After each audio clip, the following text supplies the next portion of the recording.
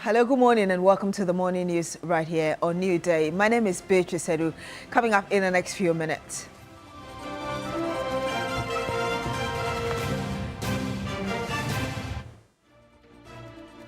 More than half of candidates who sat 2025 West African Senior School Certificate Examination failed core mathematics.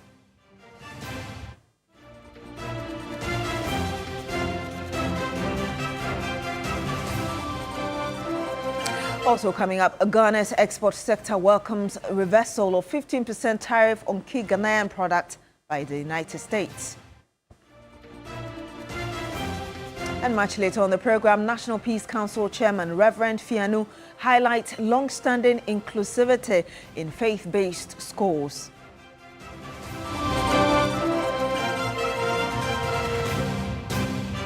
All these and more in the next few minutes. Thank you very much for joining us this morning. Well, the West African Examinations Council, WAEC, has begun investigations into the poor performance of over 200,000 students in the 2025 West African Senior School Certificate Examination, WASE. This follows significant declines in performance in several core subjects following the release of the provisional result for the school candidate. Judith Brown reports. A total of 461,736 candidates from 1,021 schools registered for the examination, representing a slight 0.24 increase over the 2024 entry figure. But the 2025 performance trends revealed alarming declines in key subjects. The West African Examination Council statistics show that more than half of the candidates, representing 220,008, failed core mathematics, making it the weakest performance recorded in 7 years. Head of Public Affairs at the West African Examination Council, WAEC, John Kapi, says the council has begun investigations into the poor performance of these candidates. Well, as we speak, the chief examiners are putting together their reports, and then we will study them, and then we'll pass them on to the teachers who are teaching the candidates in the classroom.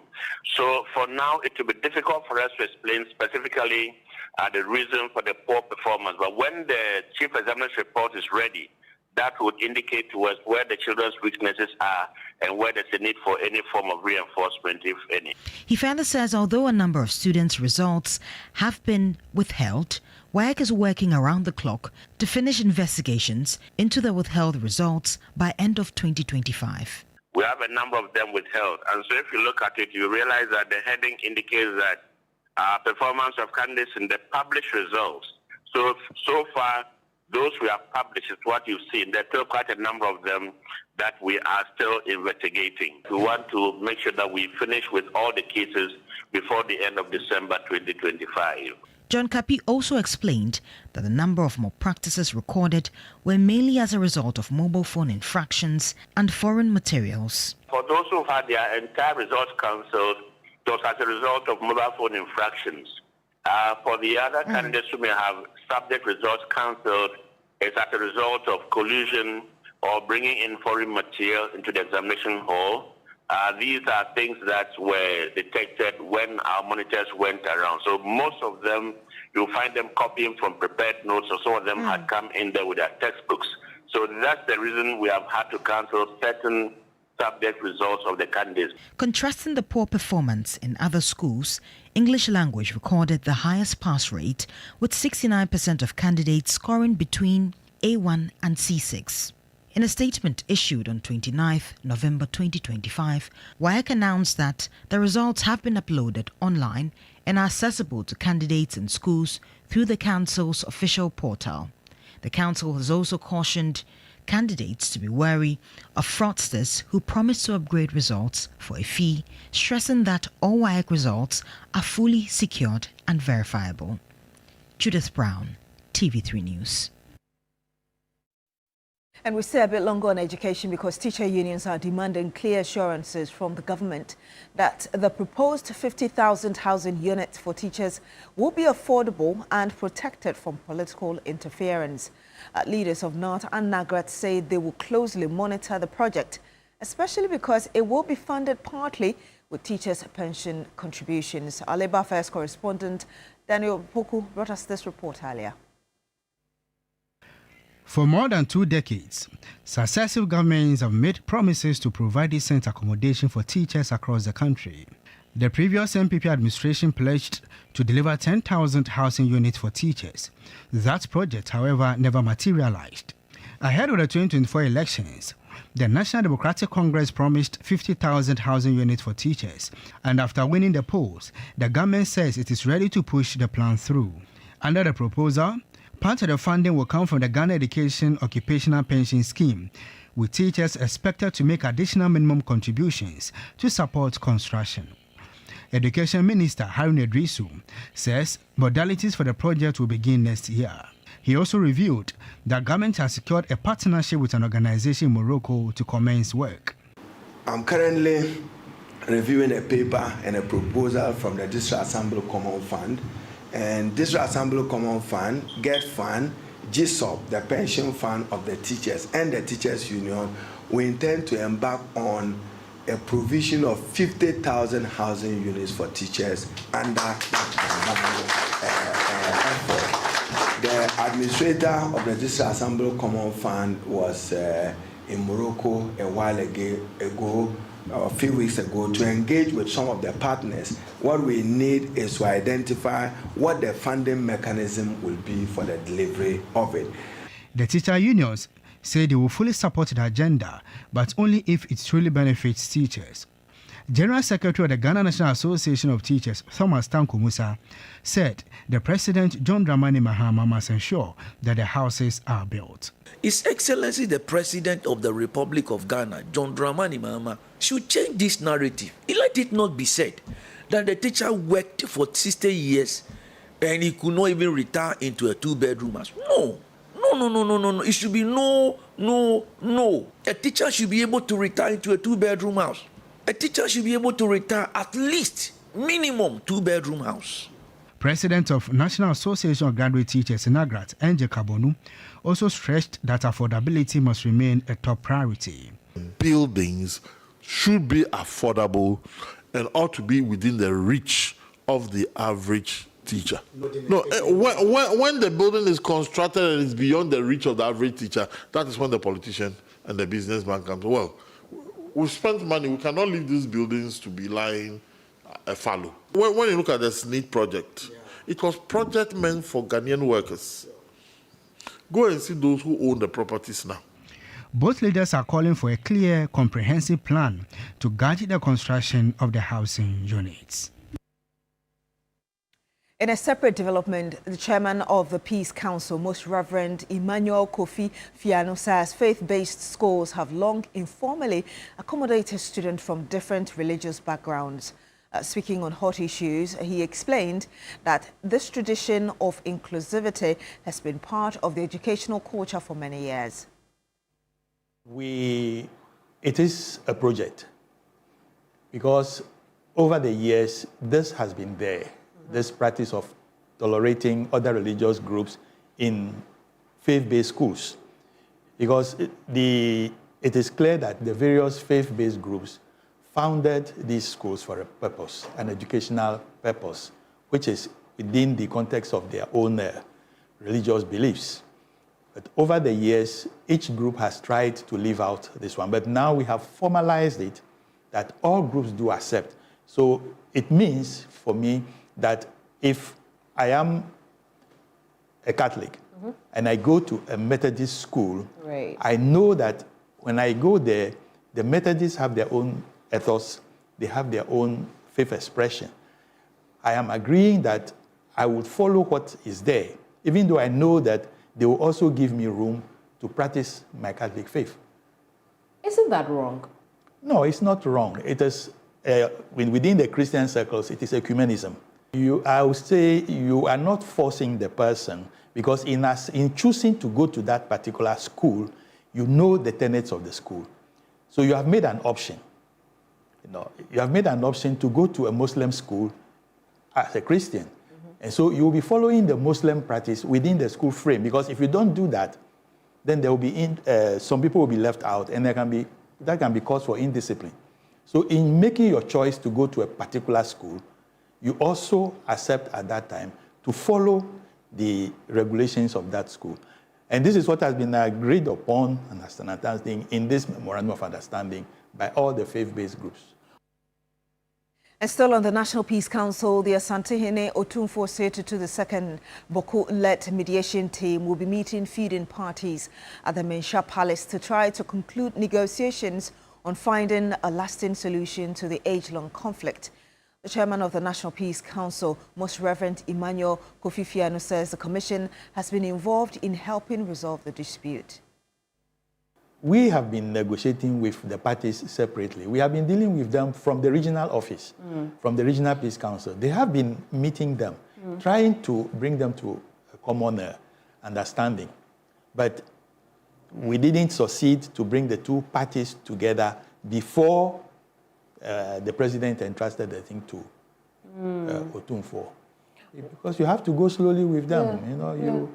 You go talk with this one, he tells you why he will not accept what has been said, so you go to the other party too. So you have to be going back and forth. It's a long process. It's a slow, long process, but you always have to have hope that one day you will succeed in the which mediation. means that your process had to truncate because the Otumfuo had, taken over not mediation. Truncate, but we suspended it. You suspended it? Yes, we All right. suspended it. So the president then essentially curtailed your process to bring peace to Boko.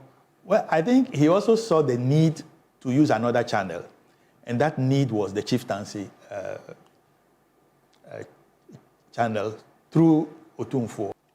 Unfortunately, in Ghana, we see everything in political colors.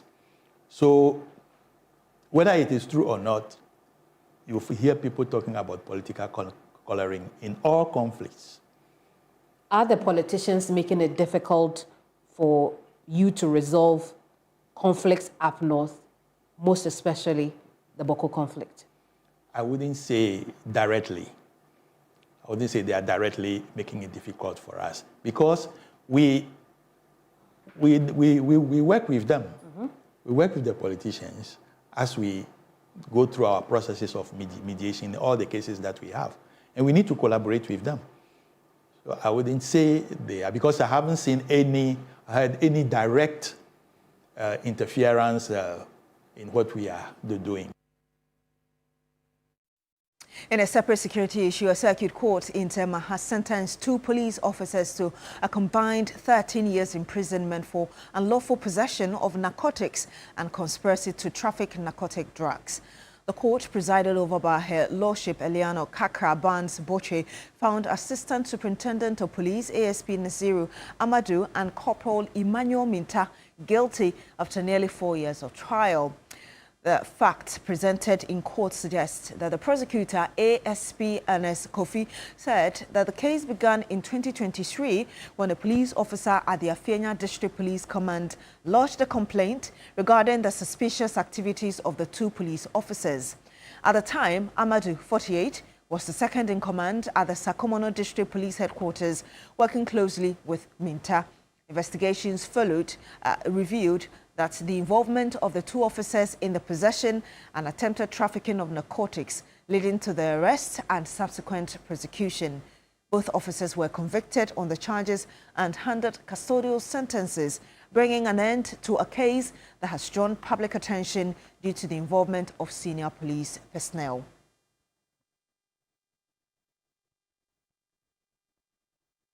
Now, Ghana's export sector is heaving a sigh of relief after the United States revealed its 15% tariff on key Ghanaian, reversed rather, the 15% on key Ghanaian products. The decision, which comes after months of uncertainty, is expected to protect jobs, millions of dollars in revenue, and restore competitiveness for exporters in one of Ghana's most important markets. Enyonam Haliga reports. The reversal of the U.S. tariff comes after months of concern from Ghanaian exporters. The 15% levy had threatened to make Ghanaian goods less competitive in the American market, particularly agricultural goods like cocoa, cashew, and ginger. The Importers and Exporters Association of Ghana says the decision is a timely confidence booster. Samson Asaki Awingobet is the Executive Secretary of the Importers and Exporters Association of Ghana. In fact, many people have lost their jobs the exporter would have lost his job, because if you do not have the financial muscles to go and then pay that amount of money to to the U.S.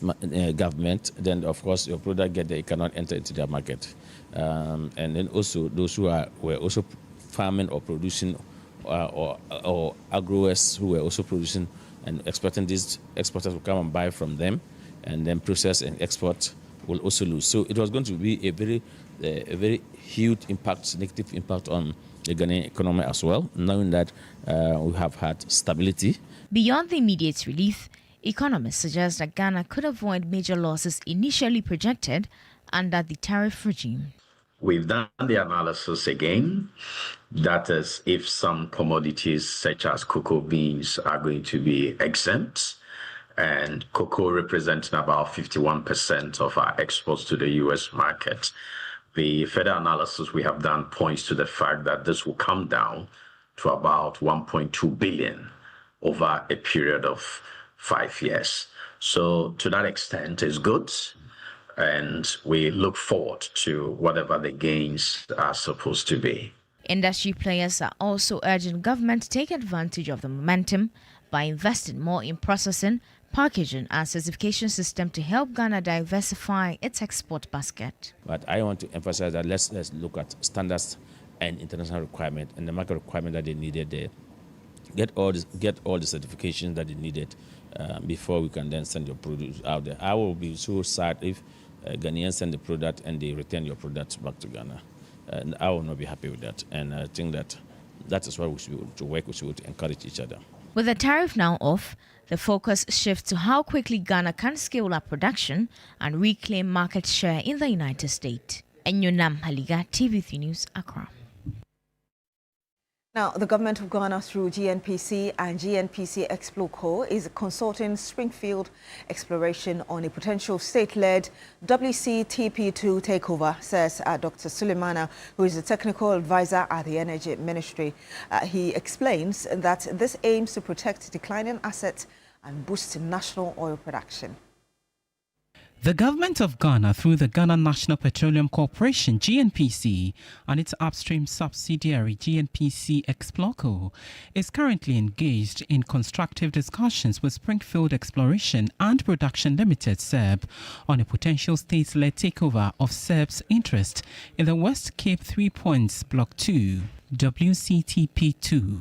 This is part of broader efforts to protect declining upstream assets and boost oil production, which has dropped significantly over the past few years. Technical advisor at the Energy Ministry, Dr. Yusuf Sulemana, says government will undertake the valuation of the assets of the company to determine its next line of action.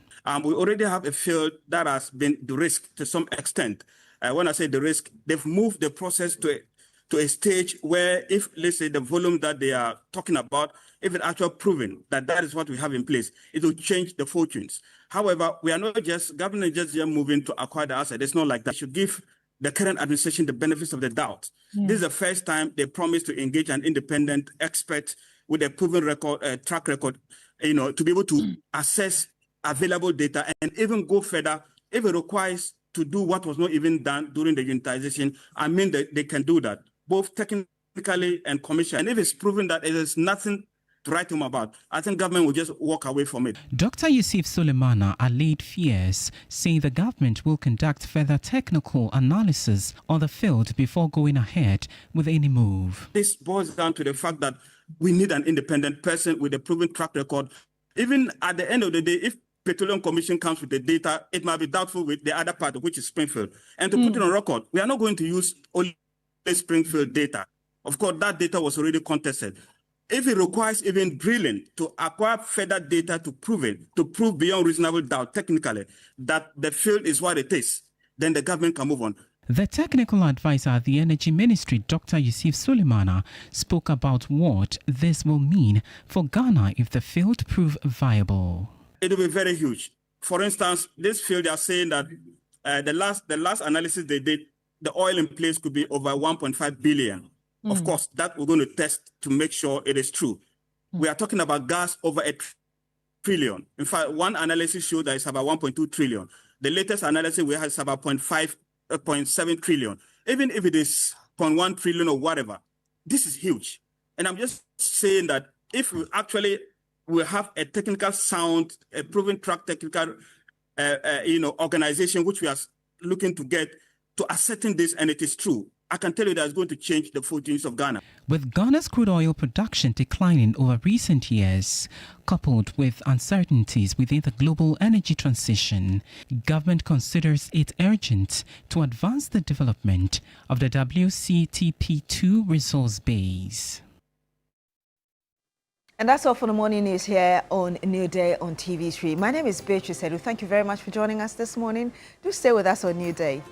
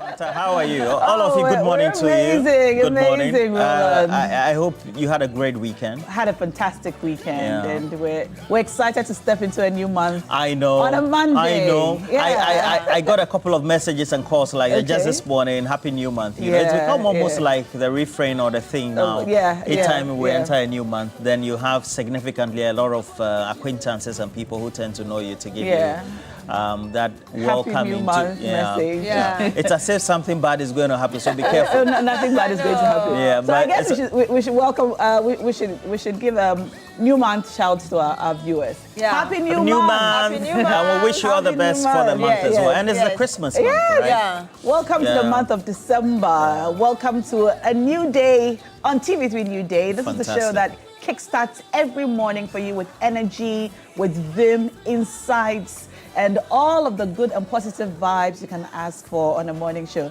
And as we are starting a new month on a Monday with New Day, is a triple dose of goodness. Triple dose of goodness.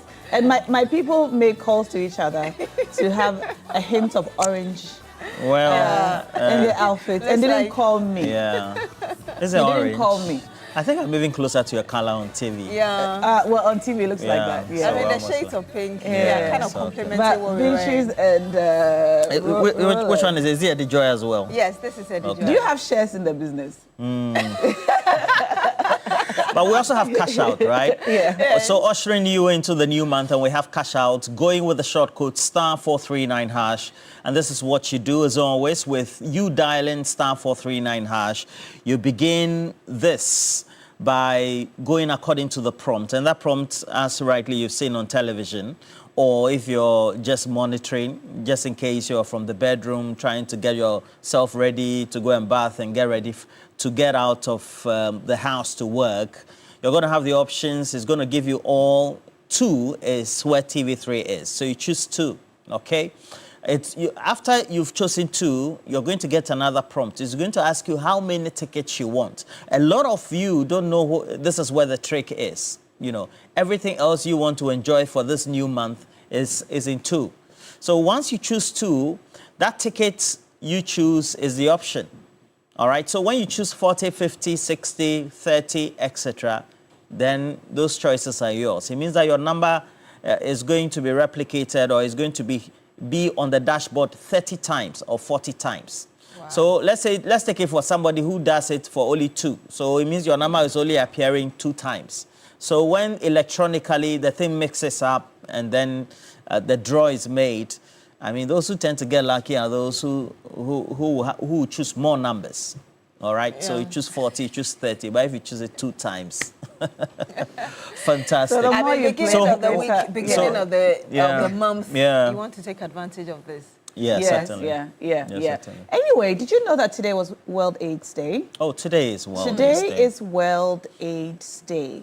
And on this day, we are reminded of this virus, which many years ago took over our airwaves and all comms on safe sex, being faithful to your partner, using condoms, and so on. Many years down the line, we are now aware of the use of antiretroviral drugs and how efficient they are, and calling on all of us to get tested, check your status, because AIDS, or HIV rather, is no longer a death sentence. And so there is no point being too afraid to go and check, because you are afraid you might die. Now, if you check and you are HIV positive, you can get antiretroviral drugs, which will be able to keep you safe and living a very comfortable, normal life, as long as you're taking your antiretroviral drugs, to the point where you can be undetected and be able to comfortably marry and have children who are not HIV positive. Unfortunately, according to some statistics from the Ghana AIDS Commission, Ghana has recorded 15,290 new HIV infections in 2024 alone, with only 60% knowing their status. Again, 1 in 4 people in Ghana living with HIV are not receiving safe treatment. They are not receiving saving treatment. So they are not receiving antiretroviral drugs at all. And these numbers are very alarming. And on this day, World AIDS Day, we encourage all of us to get tested. If you are positive, you can get treatments which will actually help save your life. 13,000 people in Ghana die of AIDS every year. 13,000. That's a lot. That's a lot. Yeah, and the fact that 50 people also get infected every day, and these people are found within the ages of 15 and 49.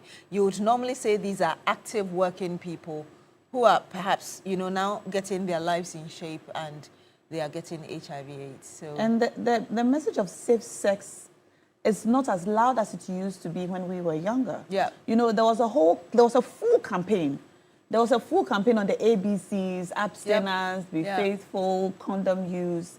But in a generation now where, we are even told that condoms are not as popular as they used to be. People aren't using condoms. Ghana AIDS Commission is set to roll out a condom dispensing machine or condom dispensing machines, advantage points to encourage condom use. But there was a time, I don't know whether it was PPAG, that they gave out free condoms at Chibom joints. So if you went to buy bread and egg, there was a condom container, and they gave out condoms. I also know that this is it Kiss. Those who produce Lydia contraceptives. Okay. What are they called? Yeah, they were also dispensing free condoms at these concerts and events where we have a lot of young people attending. So condom use is not as popular, and as much as possible. I mean, the children are having sex anyway. I think we should find out why they are not popular. Perhaps the only thing that comes to mind is the stereotyping around you're going to buy a condom and people are kind of looking at you some way, thinking that you're going to be involved in promiscuous sexual activities and all of that. But I remember the first time I got a bunch of condoms was when I had a program at the UN8.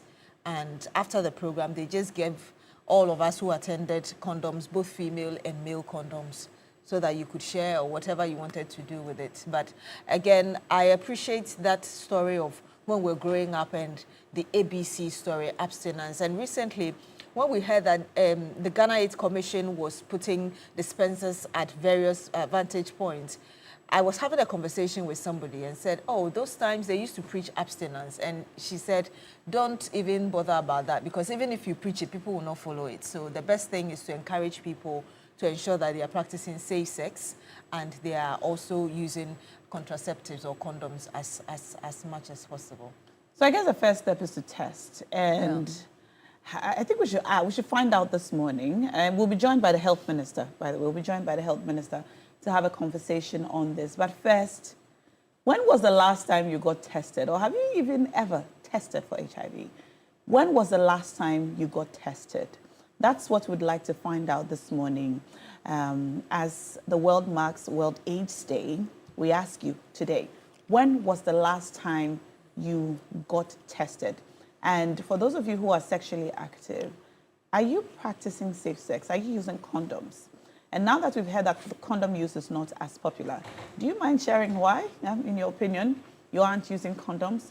Let us know. It's time for, we're going to go for this morning in a bit. But first, what do we have on big issues today, Roland? Well, so the conversation is about the release of the West African Certificate Examination for senior high schools. And it's the conversation about the number of students. So averagely, for the core subjects, the pass rate is 57.8%. It's the lowest since 2018. Africa Education Watch has been doing a lot of work on that. And they also say that the highest in recent times still remains 70% in 2023. And since then, we've had a lot of MPP NDC conversations on this subject, which government gave the best pass rate, etc. I've even had my good friend, that's Dr. Yahweh Duchum, also on the campaign trail, saying that it's because teachers' allowances hadn't been paid also. As a result of that, teachers were demotivated. But on the back of it on social media, the conversation has been, is it because the environment was not conducive for teachers and those who were supervisors, invigilators, as we call them at that level, to aid students during the examination period. Oh, so they could pass.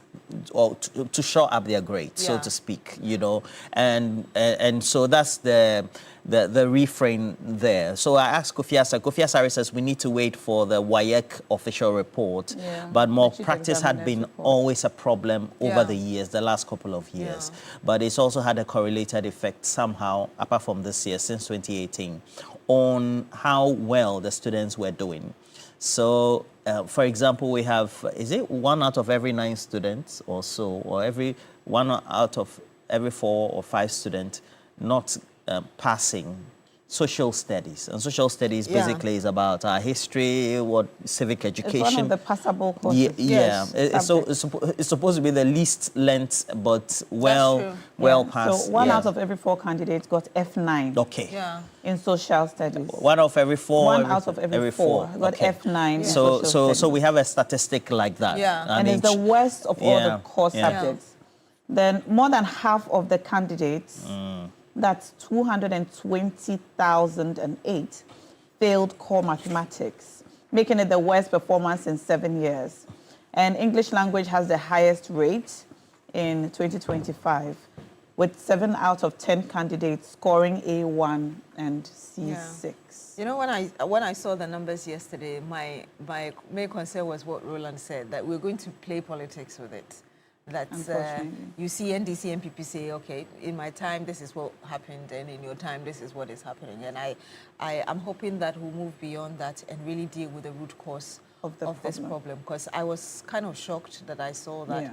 Maths, yes, the country has had a lot of issues with maths, but social studies, like Roland said, that's quite disturbing. Well, we're going to go into a joint big issues, but on this morning, this morning segment, we're going to be speaking about HIV and AIDS. Today is World AIDS Day.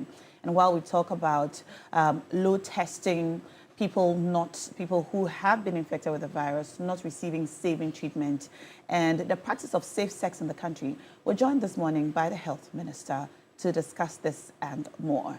Stay tuned for this exclusive. It's time for This Morning on TV3 Newday.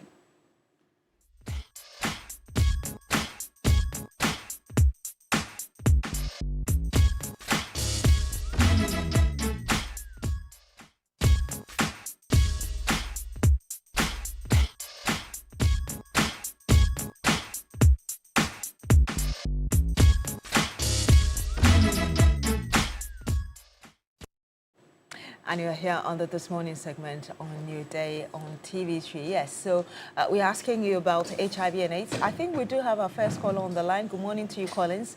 Tell us where you're calling us from, what's on your mind. Good morning. Good morning, Collins. Yes. Let me greet your children now, Roland and Utu. Yes, my name is Collins, calling from Amamole in the Ganoff Municipal. Let me take the opportunity to speak to Mr. Apeti Mesa, Deputy CEO of Temabu Shipyard, very high-net man in Ashmore, NDC Ghana and Nigeria. Look, I'm wondering why people don't want to go to hospitals and clinics to check their status. Me, for instance, I can assure you on this platform that within this year, I went to Achimota Hospital. Though I go there to check some my personal, not on this HIV people, but to check my personal. And after that, I decided to enter there, and they start questioning me about things. Why? Am I serious? Even if they check me and I have the virus, if they want me, no, not at all. Or somebody is pushing me, or I say, madam, I'm just do it and see whether I have or not. And I sit down and they check it. About 5 to 10 minutes, the nurse came and start approaching me, clapping that, hey, you qualify. And I said, he said, okay, for now, you want to give me he said, a lot of condom to protect myself. I said, oh, fine, if so, I'll immediately I reached out. I don't know where it is today. So my final conclusion is the nurses know people who have the virus. Oh. So, yes, the nurses and the doctors, majority of them, and you have been saying, data craft about something have it. It's too reading about count. So they can't mention the name. Yeah? Because I do go there. What about the rest? You understand? Or the Senegal? Collins, I'm not sure whether the data, you have any evidence to back this claim you're making that you have medical officers who have the virus. But yes, thank you very much for calling us. He says that he suspects that the medical officers know who has the virus. Okay. But I think it is true based on personal encounters. Okay. For example, if let's say you do annual tests, so as part of your annual test, you make it a point that I want to voluntarily go and get tested. They seem to create a certain image. Okay. That because you're testing, you engage in some level of promiscuous activity within the period, and that's why you want to test and get to know. But whilst at the same time, the public health officers or the big offices, let's say with the Ghana Health Service, etc., are saying that do voluntary testing. Yeah, and I've encountered that several times. So sometimes you have some of those misconceptions that the public has, and at the same time, the position and then the interaction or communication coming from health officers also creating that impression psychologically. Yeah. I think in this whole conversation, the concern about how young people within the productive ages are trading sex for economic convenience should be a concern for all of us, where they don't pay heed or disregard the cautions that should be associated with having sex indiscriminately. I won't say promiscuously, but indiscriminately. Yeah. Because you can have the iPhone, but make sure that you stand your ground for you to be protected while having that sexual interaction. Well, let's go back to the phone lines. We have another caller joining us. Hello? Hello, Beatrice. Good morning, sir. What's your name? Beatrice, how are you? Roland. Alaji, that's about. Nah, Roland, nah, Tabiabola. No, Gombian. Alaji, welcome to the show. Nah, I hope everything is well. Everything is fine. Now, where's my wife? Who is your wife? Hey, be careful. Have you married any woman on the set that we don't know about? No. Cookie tea, why is she? Oh, Cookie tea is on leave. Cookie tea is on leave. Okay, just send my greeting to her. And Shamima Muslim and Chairman Opoto Ampopo and Chief of Staff Deborah and Dr. Abukar who will be when you look at but Roland, we have program in Savlugu. Savlugu Nadu office did not have a vehicle. Savlugu municipal Nadmo office did not have a vehicle. So I don't know why. Why this thing happened for. Alaji, we'll take that up. But can you speak to our issue this morning? We're talking about I HIV and AIDS. When was the last time you got tested? I don't think he heard the question. When you look about the health sector, I think a lot of people is complaining about the health sector. Why people is complaining? Because some of the nurses and they neglect the people there. So if you just go, just focus on your work. Don't do anything and people will come out and talk about your work. So I don't know how they teach them in the schools. If you say you want something and people will give you a chance to work, how can you be there to misbehave? So, health minister, I think he should look about this thing and we solve this kind of problem in our health sector. Don't let people complain about your sector. I think that cannot help us. Thank you very answering much. the question. I don't know if Alaji really understood our topic this morning, but we always appreciate your call, Alaji. Thank you for calling us. Now, when you call us, we want to find out when the last time you tested was. I don't think are you testing? You know, is the question we're asking. He heard it. Do you know your HIV status? When was the last time you got tested? And if you are HIV positive, are you able to access the antiretroviral drugs which are available?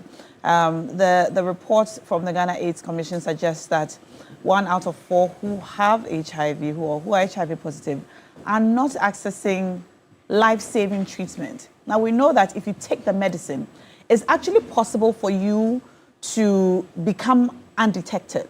So you get to a point where your viral load is so low that even if you had sex, a sexual encounter with another person who was negative, they will not get the virus. And you can have a child. You can actually give birth to a child who is negative. Of course, there are some precautions to be taken, some medications to be taken, and so on. But there was a time when testing positive for HIV was a death sentence. Yeah. We are no longer in that era. And so if you are positive, you should be able to take steps to save your own life, to be able to live a full life, to live till whatever age, if you take your antiretroviral drugs. But there are still a lot of people who are not accessing these antiretroviral drugs for many reasons, including stigma. You would think we are at a point where there's no longer stigma, but there still is. And that's why it was good, because recently, remember we brought us a story, a report about a woman who was complaining that... Sarah. Yes, Sarah Penko, yes. That she went to the hospital and the nurses decided to abandon her because they thought they were going to contract HIV from her, and that was a very traumatic experience for her. But yes, whilst we wait and to bring you that conversation with the Health Minister, Kwabena Kando, remember that hunger can strike any time, but Royal King Cracker is always on standby. When you need something enjoyable to munch on, Royal King Cracker brings the crunch and the battery taste. It fits right into your day, morning, noon, or night. Royal King Cracker, choke your hunger. Just grab one and enjoy. This advert is FDA approved. All right, and step into a night of elegance with music, fine dining, and more at the Movenpick Classical Music Night, happening on the 27th. All right, it happens at the Movenpick Hotel at the end of every month, and we call you to come enjoy enchanting evenings, live performances by Guy Bertrand and more. All right, so come to the Movenpick Ambassador Hotel and enjoy the very best. We have another caller joining us. Hello?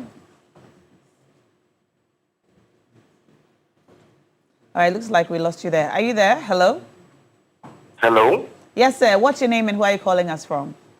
I'm Oliver, calling from Ashaman. Oliver, welcome to the show. Oliver, do you know your status? Yes, please. All right, when was the last time you got tested? I got tested, let me say, a year now. 1 year?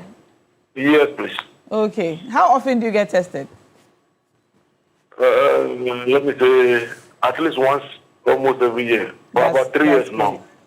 That's great. All right, tell us what you'd like to share. Anyway, I'm not a fan of politics anyway, but our health sectors, I just heard that you said the minister is coming to the state. Yes. Please and please and please, if you can, please tell him that our health sectors are not what they are always telling us on the set place. Because when you get to the floor, things that are going on is a whole lot. All right.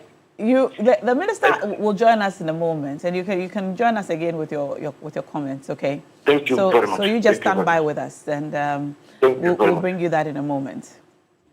Yes, and I was telling you earlier about that story my colleague Sarah Pinko brought about the stigma associated with contracting HIV and AIDS. Let's watch this. Rhoda's life changed forever when she received the devastating diagnosis. The stigma, fear, and uncertainty about what lay ahead were overwhelming. When I went to that facility, the nurse who saw my reports went to my school to tell a colleague teacher to be careful about me and that I am HIV positive. So when I come back to the school, they shouldn't get closer to me. They shouldn't allow the students to get close to me. But this lady, I always appreciate her a lot. She's called Madam Grace. The lady kept this to herself. And because of even what the guy told her, she decided to be more close to me. It was just recent, last year, that she disclosed this to me. The fear of being ostracized by her loved ones kept her silent. But she found love, and together with her husband, they welcomed children who are not carriers of the virus. I remember when I got married and I got pregnant with my first child, I went to a certain facility to seek for my ANC, and the very first day I got to the facility, 2 nurses were there having a discussion. And the discussion was around a person who just came there and tested positive to HIV. And they were discussing the person's status. I was able to identify whom they were talking about, because one was directing the friend to where the person stays and another thing. And since we were in the same community, I was able to trace to see the person they were talking about. So I was like, wow, I'm also positive. So what will be my stand after they get to know of my status as well? Meaning they are going to discuss me and who will be the next person to hear about my story. So I left the facility. I decided not to come to the antenatal at all. But on the day of my delivery, I gave them my prophylaxis to be given to my child because I was due for delivery, and then I knew they have to give the prophylaxis to the child. Immediately, the baby comes out. The moment I gave this to the woman, her attitude towards me changed. She now became cold. She wasn't responding to me. So when I started having the contractions and was crying for help, she wasn't coming to me. But lo and behold, there were some student nurses at the facility, and one of them was coming to me. The woman, when the baby's head was coming out, I felt it, I held it, and so that the head was coming out. I shouted to them that the baby is coming. She said I should shut up and be there. Which baby is coming? HIV nipa so. Obatete ye hase. You be di wachi sa be de dey say be hwe no anhwe po no bi anya bi mo ko ne ho amon hwe yi. And I was scared. I was crying. Rhoda's story is not unique. Thousands of Ghanaians live with HIV silently, battling stigma and fear. Despite the progress made in Ghana's fight against HIV, stigma remains a significant barrier. Many still view HIV as a moral issue rather than a health condition. We recognize that one of the biggest barriers to the stigma is even among the health workers who are supposed to provide care to HIV clients. They themselves stigmatize the clients. And so as charity begins at home, we have come up with some training package for healthcare workers. And we have also engaged with other partners like the Nurses and Midwifery Council. And they are now trying to include a course on stigma in their curriculum. The Ghana AIDS Commission estimates that about 334,000 people are living with HIV in the country. However, only about 151,000 are on treatment, highlighting the need for more support and acceptance. Rhoda has become an advocate for HIV awareness, sharing her story to break the stigma. I really felt that day that we really need to talk. We really need our voices to be heard, because we can easily die just because of how people perceive persons living with HIV. And in line with that, we told you that we'll have the health minister right here in the studio, but it's all because we have the International Conference on HIV/AIDS and Sexually Transmitted Diseases in Africa, the biggest one, and bringing together policymakers, those who are in the value chain, as well as all those involved in public health in Africa in relation to the subject right here in Accra. They're convening right here. It is the 23rd edition, and I have the distinguished personalities right here, led by our Health Minister, Kwabena Minta Kando, the Honorable. Good morning to you, Honorable Minta Kando. And then also right here, let me put that into perspective, the president for the Society for AIDS in Africa, SAA, and also a former health minister for Zimbabwe, Dr. David Parinye Nyatwa. Did I pronounce the name well? Yes, I tried. Yes, you did. Okay, okay. And then, of course, Dr. Prosper Kambon, the Acting Director General for the Ghana AIDS Commission, also right here. But let me start with you, the Honorable Minta Kando. You take a look at the essence of this conference and then Ghana hosting it. Essentially, why is that critical? Well, as you have already indicated, this is one of the biggest conferences in the health sector across Africa. And it's about the 23rd edition. And for me, it is not just by coincidence that it's being held in Ghana at this critical moment, because one, the country has demonstrated leadership in the health sector, and so it is timely, especially so at this point when a lot of donors are cutting their aid left, right, center. It's about time we all come together as Africans to take our own destiny into our own hands. You remember the health sovereignty we held the last time, and this dovetails perfectly into it. So we are coming to meet around the table, think about how we can raise or mobilize domestic funding.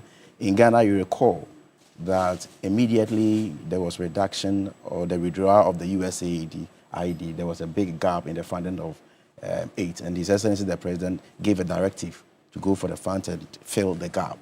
So we are demonstrating leadership. So I believe that when we all come together, we can learn from each other innovations, how we can all unite against the disease. And I followed a story through, especially in some of the most endemic areas of Africa where we have the disease very high, especially in the southern regions of our continent, where, of course, people were having difficulties because the pulling out of USAID, particularly in the treatment, the provision of the antiretrovirals, etc. For you, do you think as African government we have the policy right in trying to provide the needed effort, whether it's education, the drugs for itself, and the funding towards this? Yes, it's a very important question at this point in time because, as you are aware, funds have been withdrawn by the Trump administration specifically, and other countries have followed in the Western world to reduce funding towards African fight against HIV and AIDS, TB and malaria. So what we have done and what we are trying to do is to mobilize African governments to really look inwards into themselves and see how far they can fill the gap, just like what the minister has said, how to fill this gap that has been left by these donors. We cannot continue to depend on donors anymore. It means we must look at our own resources and fill those gaps. And you're right to say that all through the region, particularly the Southern Africa region, has been the epitome or the epicenter of the virus within the Africa region. So we are pleased that we are getting ICASA to Ghana, and we have been welcomed very, very highly here. And we believe that we are going to have one of the most successful ICASA conferences come next week. Dr. Kambon, in relation to Africa, how do the numbers look like? I mean, just giving us an Africa view, a Ghana view, so to speak, by way of the infection rate, and then also the effort by way of policy in relation to other African countries that you do at Ghana AIDS Commission. That could also be very relevant in this conference. With respect to Ghanaian statistics and the African-wide statistics, when you look at the prevalence in Ghana, we have about 1.49% of population with HIV/AIDS. It is relatively, as some other African countries, very low. But when you look at the dynamics of the patients and the treatment profile, where we should be testing up to 95% of people living with HIV/AIDS, and where we should be getting up to 95% of people living with HIV/AIDS on treatment, and where 95% of people on treatment should have their viral loads undetected. And I just listened to your program where the lady said, if your viral load is undetected, you are untransmittable. That is where we want to get a lot of people to. Ghana, we are not doing so much well to that. And you just showed the statistics that we have about 334,000 people and only 150,000 on treatment. That is quite low. Now, our problem is, as it is the stigma that is so high in Ghana here. If you see our stigma index, it's very unacceptable. And the stigma affects linkage to treatment or even testing. And you just ask the gentleman how many times he tests in a year. He says once in a year he tests. That's very good. But how many people do that? It's just so low. And that is where our national statistics look like. And when you come from the national statistics to sub-national statistics, there are areas of concentration. And in discussion with the Honorable Minister is very concerned about these areas of concentration, especially areas of high commerciality. And he has tasked me to look into how we can get these areas of high concentration with appropriate services, testing, and linkage to treatment. And Dr. Perry Nyatwa, the critical cases of the disease prevalence and then access to ARVs in the Africa region, how does it look like, with the exception of Ghana, particularly in Southern Africa? Well, what has happened is that in a lot of the Southern African countries, even if you start with South Africa, they are going to offer now, as you know, the preventive medicine, which is injectable once every 6 months. That injection is going to be rolled out in South Africa. The same as in Zimbabwe. The same as in many areas in the Southern African region. We are really pushing towards that preventative aspect of HIV, where and we think that we'll be able then to address the very critical populations, the young people, pregnant mothers, the key populations. We should be able to address those with this preventive measure, among other preventive measures. We should not stop things like abstinence, good behavior. We should not stop that. But at the same time, let's add the issue of the injectables as prevention. Accessibility to be able to the medication. And for ICASA Accra, it will mean that everybody else is coming. Are we going to have the drug producers there as well? Because one of the key policy directives of Ghana have been to be able to have the Vaccine Institute, and so onwardly also move to having generics produced elsewhere in Africa, etc. And this is critical in getting access to the drugs in itself, whether they are ARVs or other forms of prophylaxis, etc., to the patients and those who need them most. How will that conversation be part of ICASA Accra? Yes, a lot of stakeholders have been invited to be part of this international conference, including the pharmaceutical industry, the drug producers. Everybody is going to be part of this international conference. That has been the routine, So it's a holistic conversation. I mean, right from the production of the medications to care to how we can fight policies and all that. But Roland, before I even proceed from there are some fundamentals that we must begin to get them right. And no matter what government will put in place, if you don't get the citizenry along, there's very little we can do. And so it may not be you and I who will be stigmatizing against the patient, but it's your brother, your sister out there. So we must begin to fight, one, against stigmatization. We must also encourage people to test. We've set a very high standard.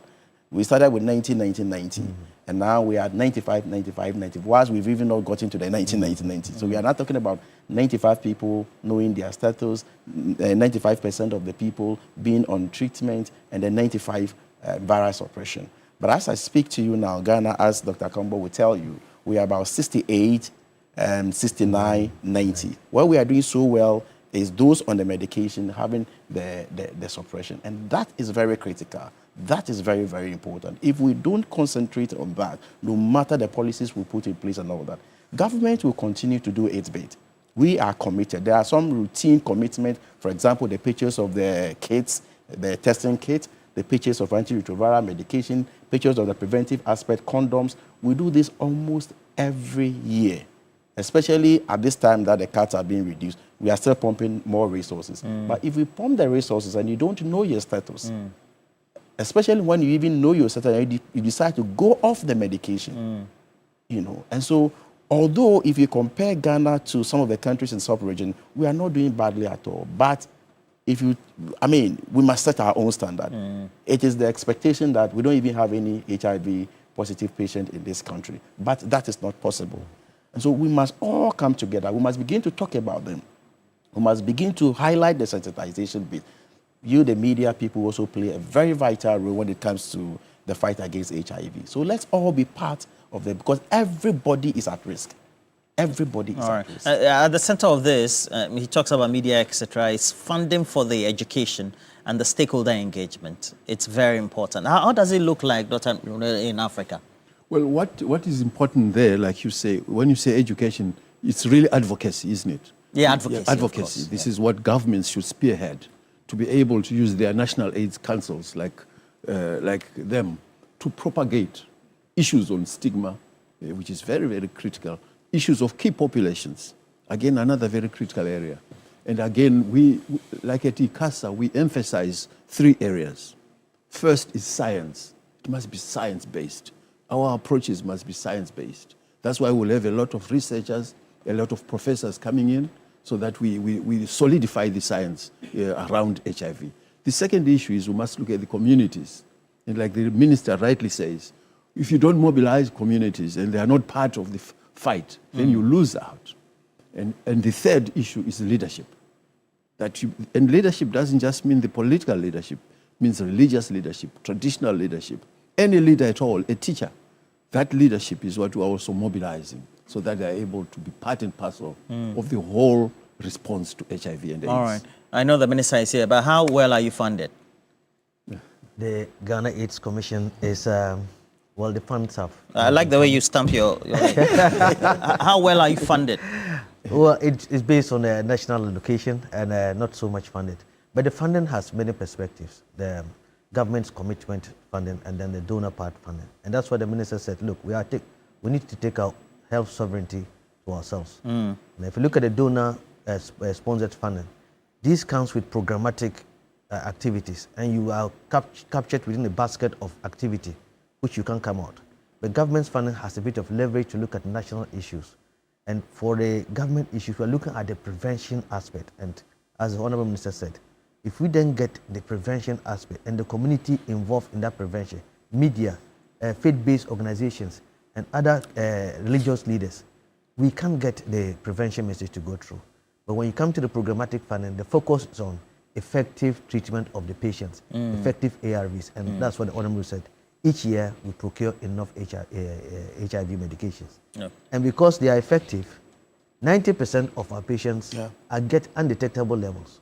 That means that as long as we can get many people to get on the treatment, we should be doing well. But the limitations are, as he said, the stigma aspect, as he rightly put it. All right. And so at the end of the conference, what are your key expectations as a host country in the first place? Well, and then the host health minister. Well, let me also draw attention to the fact that the AIDS Commission also sits right at the presidency. So it's a very big concern to the states. It sits right under the presidency, and we have that kind of collaboration with them as a ministry. And so, as I've already indicated, there are about 3 areas we are seeking to talk about at this conference. Domestic mobilization of resources to fight the disease. Africa to unite against the disease, the AIDS. And then how we can also have an integrated approach to tackling the HIV, AIDS, and innovations. We could be learning from each other country to know how best we can fight against HIV, AIDS. So these are some of the expectations going into the conference. Okay, so if we talk about the 2026 budget, how will the Mahama Cares NCD program also dovetail into the subject matter of health infrastructure, etc.? I thought you were here because of AIDS. I knew, Roland. Anyway, again, one of the major problems we have on the continent is the non-communicable diseases. It's increasing at a very alarming rate.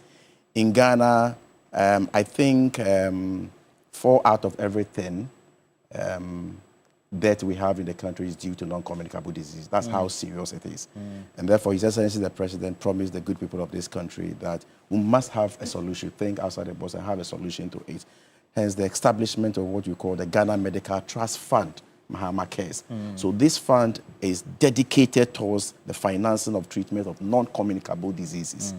You know, so the bill was sent to Parliament and it's been approved.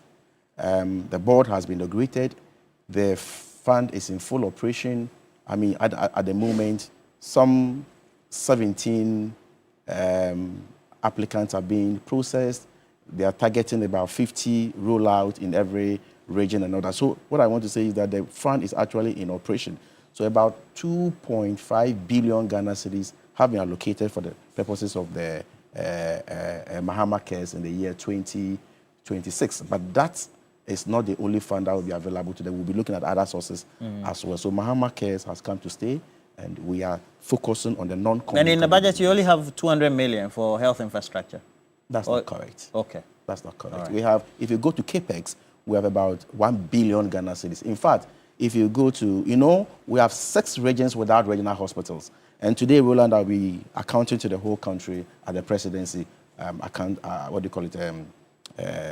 accountability series. And so I'll be throwing light on all these things. But our CAPEX is more than $1 billion, which is a huge improvement over 2024 and 2025. We have 6 regions without regional hospital for the past 7 years. And we are going to start in the 2026 budget. The provision has been made for 3 regional hospitals. That alone is around 600 million Ghana cedis. So it cannot be correct that only 200 million Ghana cedis has been allocated for infrastructure. That cannot be correct. All right. And so your last words as we let you go.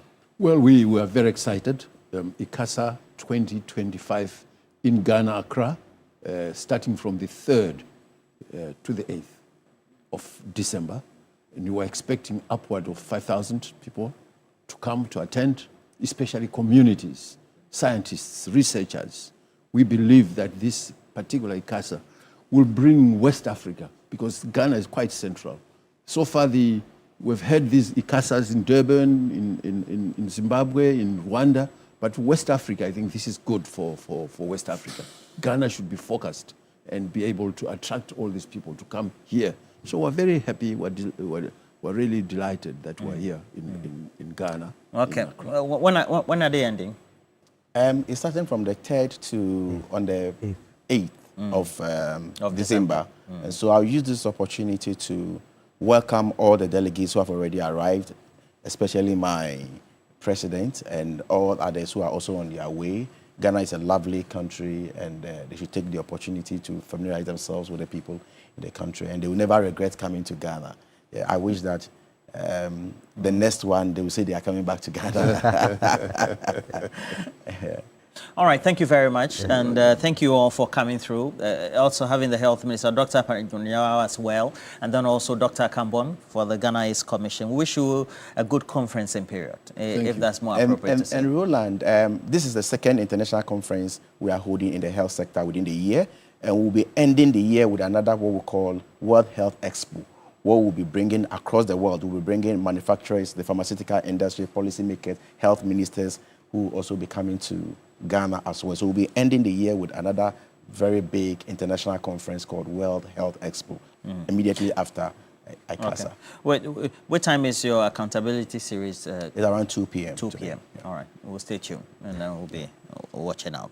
All right. So that'll be it for now. We have to go for a break. When we come back, we have big issues. We're talking the West African Certificate Examination results released for Ghana, and then the statistics for the performances, what the stakeholders are indicating, and for you parents and viewers out there, what do you make of it? Stay with us. We'll be right back.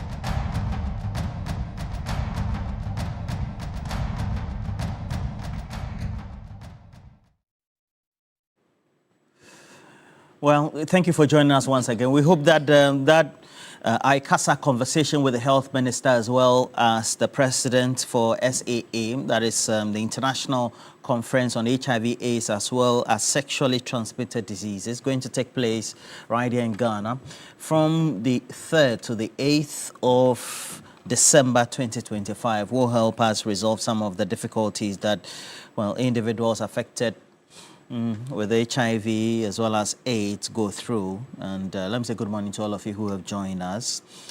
More importantly, look, let's also try to get smart. We have, as we have them, the cash out draws always available, but only if you take part in this. So use the short code *439#, increase the number of tickets, become one of those lucky winners as always. And you can only do so if you choose option 2, increase the number of tickets you have, right? I've loved the way Na Shoko has been looking so beautiful. I saw her gym videos yesterday, and then I went and I said, why Na? Why Na? Na likes gymming too much. And many of you on social media assumed I was in the gym with her. I was not, because she went alone. This one, she's in it alone, all right? Well, let me just introduce our guest for the morning. I have right here Lawyer Jimegan. Thank you for joining us. Good morning. Lawyer, engineer. Okay. Engineer, lawyer, or which one first? Anyone. Okay. Lawyer, engineer, Jimegan. All right. morning. Thank you for joining us as Pleasure. well. All right. And then, of course, Lawyer Pierre Dankwa. Thank you also. Are you also an engineer? I'm Mr. Pierre Dankwa. Okay. Well, so Lawyer Pierre Dankwa is also here. And then Dr. Kweku Boahing is also joining us. Good morning to you. How are you? I'm good. I'm great. Great. We'll be having a conversation on the newly released the newly released conversation about the result of WASI, that's the West African School Certificate Examination. That's the appropriate name for it. And many of you have been raising issues, parents especially, for those of us who have children who wrote the exams, etc., raising issues, because nationally the pass marks haven't been very good.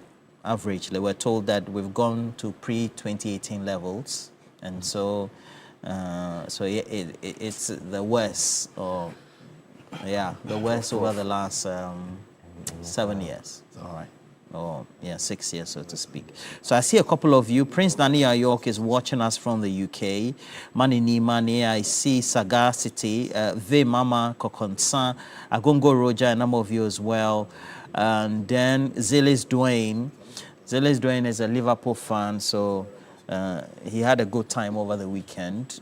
As a Chelsea fan, we didn't. And so we'll see how that goes. But we will also be joined by some individuals, especially from the West African Examination Council.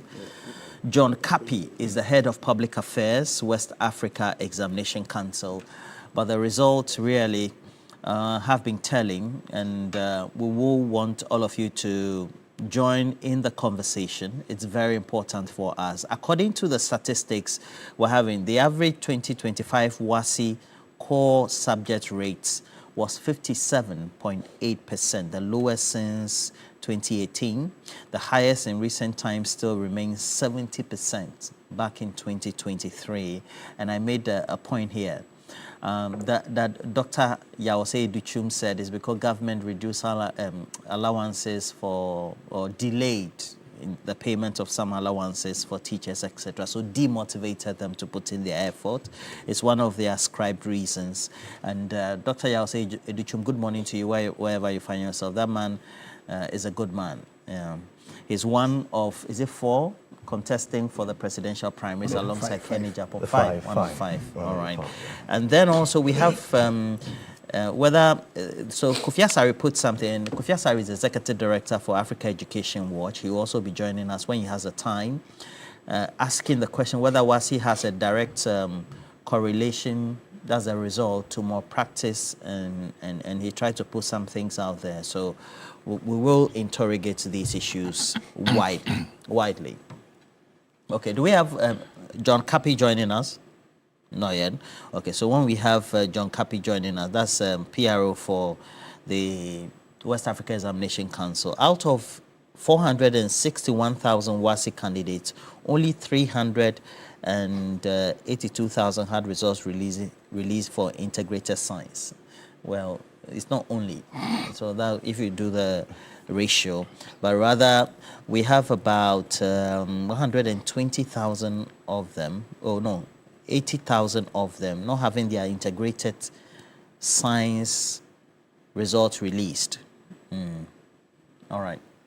So, Lawyer Jimega, Lawyer Engineer Jimega, what do you make of the WASI result? I'm sure it's occupying your mind as well.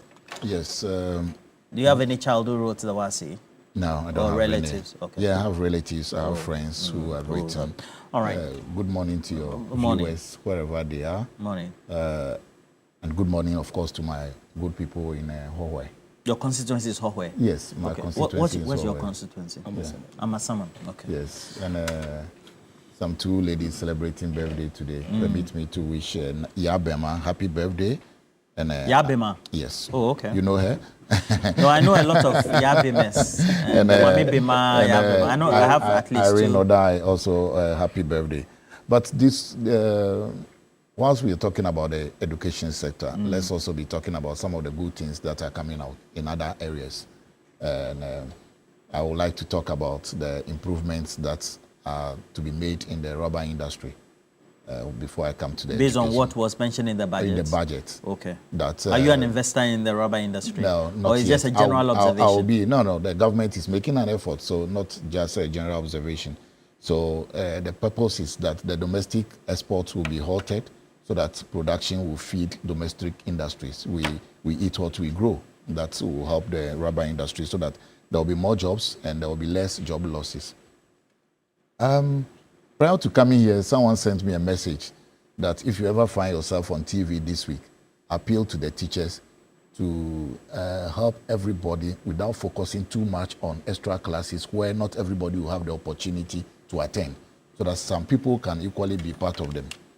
But you see, the baseline of all this is the fact that the free SHS and its success has largely been massaged. I don't understand. Yes, you want to descend into MPP and DC politics with the results? No, I won't descend into it. Because that's what social media is telling us. Yes, that it has been massaged. It is true. No, social media is telling us that the result has now transitioned into MPP and DC as to who did better, who did not do better. No, I'm not talking about who did better, I'm talking about the fact that to see that the free SHS has been successful, there were arm twisting for good grades to come up. But if you look at it this particular year, WAEC has stepped up its own supervision roles. They sent their own supervisors to each center. And that has also resulted in some of these things that we're talking about. During the exams time, you saw the number of teachers who were arrested for carrying out mobile phones, who were trying to give answers to students, etc. Hitherto, that number wasn't that high. So they had been massaging over the years for some of these things. And today we are seeing the efforts that, the outcome that we are seeing today. Fast forward, we need to be thinking how to fix some of these things. What are some of the issues that you think that perhaps compromised or created an atmosphere where we had good results within the period precluding this year? That's what I'm saying, that there was arm twisting. I'm asking you, what do you mean by arm twisting? Explain that to me. So that the grades will look good and someone will hail the fact that we have performed very well with some of these things. Even these exams, we heard of demonstration in some of the schools that students felt entitled that they were not allowed to copy. Yeah, they wanted to look into books. Look into books, because their previous seniors were allowed to do that. And they were not being allowed because things have changed. So some of these things definitely will reflect. And again, I'm happy that you have a representative of WAEC. Unfortunately, I'm not the host. I would have asked some of those questions. Some of these things also call into question their own credibility. When you take these results, the results are not only to be used in Ghana. The results are used outside Ghana as well. And when everybody is reading some of these about the results that you are churning out, then it becomes a problem. So WAEC, even though they appear to be independent, they have not been really, really independent. And we urge WAEC that change your modus operandi. There could be situations where WAEC could move from, let's say if the students of Achimota want to write, they ship all of them to, let's say, Accra Girls to write there in a different environment. They ship everybody from maybe Accra Girls to Kolegon or something, so that there will be that idea of compromising some of the teachers, some of people, the pupils or students who write on their desks, etc., should be taken out. The idea of entitlement that we need to be helped during the exams is also greatly affecting us. So WAEC, step up. Again, who prints the question papers? Who distributes them? And every year we hear of leak. Every year we hear of leak. Why? We have come to a stage where they need to change their way of doing things. So I'm happy that you get a WAEC guy.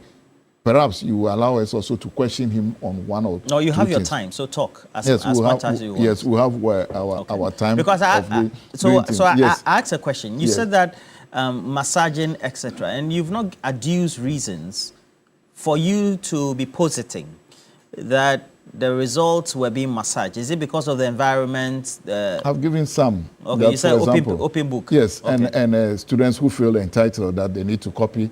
Number two, students who, teachers who were helping.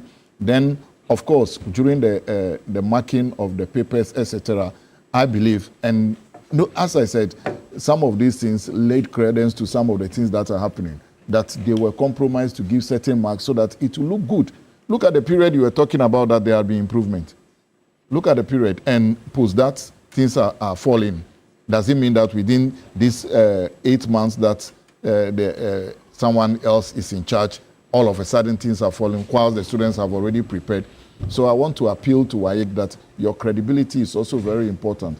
Whatever you wish the world to know about WAEC, that when you take the results outside Ghana, UK, France, USA, Canada, and they trust that this result is good, it all boils down to WAEC, and it's up to WAEC to do that work for us. But then I feel that we should move on from the questioning, the apportioning blame to how do we improve some of these things. Yes, of course, there are certain schools that lack teachers, and there are certain schools that have very good teachers. Maybe some of the prof here will help us.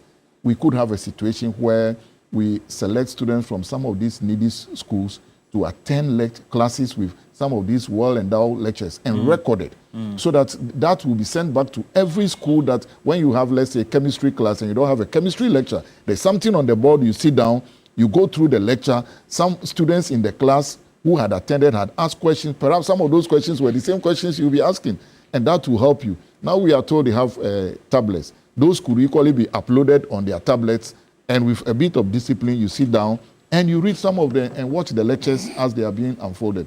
Number two, I feel that sometimes the teachers themselves need to upgrade some of their skills. Very few people in this part of the world know that in other countries that were taught in geography, when they are talking about longer day, shorter night, sometimes the sun sets at 3 o'clock and 4 o'clock. People don't know. We are only taught that shorter day, longer night. And some people are not aware that in certain areas, the sun sets at about 11 p.m. But the one we were taught from class 1, and they are still teaching it up to today. So a bit of upgrade also for the teachers. Finally, we need to make teaching profession also very interesting. You mean more attractive? Attractive, yes. Attractive. And that is why I'm happy that His Excellency the President, when he made the statement that recruitment into the teaching profession will be done locally, I believe such a policy is very good. For example, if you are going to Huawei advertises that they have only one vacancy for teacher, and you look at it, across board, every teacher earns 1,000 a month. Huawei Municipal Assembly says that they will add 1 olonka of rice, 1 olonka of maize, and you look at it and you are like, no, I want to go for that one. Sabzugu Tatali says that they are adding a pound of beef and adding this, and you look at it and you're like, hallelujah, I'm going in there. Then you don't move from Sabzugu tomorrow and say, I'm going to Dade Kotopon. You only move to Dade Kotopon when there is vacancy and you apply. You don't get a release, go there, get a release. Some of these things also need. So in the short term, I think that things are not really bad. The students also have responsibility. The teachers have responsibility, and WAEC must sit up. Otherwise, we are going to have some of these things going forward. And that entitlement, I plead with parents, let your students know that they need to learn. Okay. Lapia Dankwa, there was some period in time, I mean, they say that irrespective of the passes you have, you can go to some schools. So we have some of the best schools, where the arguments have been made that there are those who had some of the lowest of the grades, but they're still there, poorest of the grades. So I'm asking a question about the correlation of the quality of the students we're producing at the basic level. That should feed senior high school, even though now, looking at the new curriculum, all of them, they say they are basic up to GSS or second. So is it not a conversation we should have? Because I remember back in the day, if you have somebody at basic level, I mean, they're as good as anything, you know, averagely. We're talking averages. Okay, so let me wish your lovely viewers a good morning. Wish my colleagues here, professor and engineer lawyer, a good morning. Yourself a good morning. Is he engineer lawyer? Yeah. Hopefully we'll have Dr. Tutubuahin, welcome. I haven't said good morning to you. Papa Ro. Yeah. Good morning. What's up? Good morning to everyone. Okay.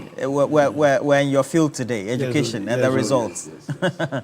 All right. Yeah. So I think what I have here is the percentages over the past 4 years. And I think if there's something that is clear, that in some of the courses, especially mathematics and science, there's a sharp drop-off. Now, this sharp drop-off has happened in the period of 4 years, so I can confidently say that significantly in terms of the teachers, the quality of the teachers, nothing drastic has changed. Essentially, it will likely be the same teachers who have taught our children over the past 4 years. And so even though WAEC is yet to come out with the reasons for the sharp decline in performance, I think if there's one thing that we can be certain about is the circumstances really hasn't changed much within the past 4 years. Also, I think my learned friend here was talking about some massaging of the performance. Is the performance or the circumstances of the performance? Both. Yeah. I think I agree to him to the extent that, and I think if I'm mistaken here, because the factual issue I ought to be corrected. Did they distribute passcodes last? Well, they have this passcode. The 64 million one was buying passcodes for the students. Yes. Spent 64 million of our money to buy passcodes. Yeah. What's that got to do? So it led to last year. Did they buy passcode for them? I don't know. No, this year. But the passcodes are supposed to be reused. No. So they it's give the them. Same, it's the copies that the schools have. So when year one uses it, when the first batch uses it, you send it to the next batch. Do you know for a fact that's what happens? Because we know that government was spending our monies buying past questions for the students. What I'm asking you, Roland, is it a case that this year no passcode was purchased for the students? Roland, please help me. Well, see, what essentially I'm saying is that the results, as in was what we have here, what they released was a comparative analysis of the results from 2022.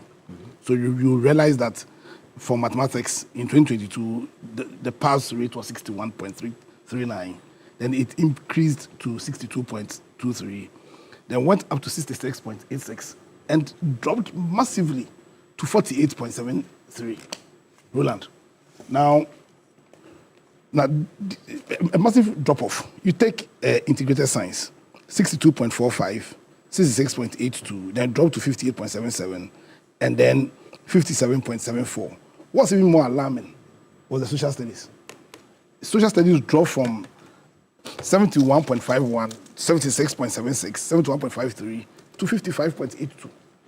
Now, you know, what I'm essentially saying that over past the extent of the last 4 years, there can't be any significant changes in terms of the quality of the teaching. Well, there's no evidence, and that there was a significant change in the quality of the teachers. Because that will be, it's likely to be the same teachers that taught these students. So now we ought to find out what significant change. And on top of my head, because for me, I'm waiting for WAEC to give us or for the Ghana Education Service to give us a report on why this massive drop-off. I'm saying that we were told that over the past 4 or so years, government spends money to buy per school for the students. Now, I don't know whether it was done this year. Because if it was not done this year, that probably could be one of the reasons why it was, they were buying per schools for the students. I think you also made a certain point about what's it called, a drop-off in the quality of the students from the basic. Because they're saying that's perceived, yes. Because right now, what you're saying is that all of them enter. All of them enter. Yes. And when did that start? It's a free. It's a whole shipment. Is it the first year that this has happened? That No, that's yes. So now you don't repeat students. So if the student has been assessed by the teacher to be bad in class, which is the rights, and then the competence of the professional teacher, you cannot repeat a student, for example. Since when did it start? Oh, it's been on for a number of years now, especially when we had, because you know government pays bursaries for them through TSS. So certainly. So if you are repeating a student, it means that person gets to repeat and be on government bursary. I don't think that can be the reason for the massive drop-off. No, not necessarily. Because in our time, they were repeating, and on top of my head, I know that these results were better than your time. Than in '97 when I wrote what's called SSC, and in those days. Students were repeated. You understand? So that can be the reason. So the only reason that I'm seeing is probably the failure or the refusal to buy per school, which for me is the right thing. We shouldn't be buying per school. Government shouldn't be using our money to buy per school for students. You get a picture. Government shouldn't be using our money to buy per school. Rather, what we should do is to probably interrogate the learning methods and all. Probably the year group in general was weak. Because it happens. Sometimes, garbage in, garbage out. Sometimes you can have a year group, even the so-called top schools. You can get some year group that's really strong. Sankwa's year group. I'm not giving them any name. What I'm saying is, But that's a whole generation, eh? Yeah, because the drop-off is massive. As in from 60-something% to 48%, is a massive drop-off. You understand? Or is it a case that the PASCO was peppering over an innate failure or weakness in the system, but the PASCO was peppering over the so-called weaknesses? You're only being diplomatic. Let me be diplomatic. Please, allow me to be diplomatic. I'm being diplomatic because I don't have a report from the GS telling me why or telling us, other people, why. So I don't want to be speculating. And that's why I want to limit myself at least to the comparative analysis here. And it's clear that over a space of 4 years, so nobody can tell me that the standard of the teaching dropped. Because it will likely be the same teachers who are teaching the kids. Two, the issue cannot be because there's a wholesale entrance into the SS system.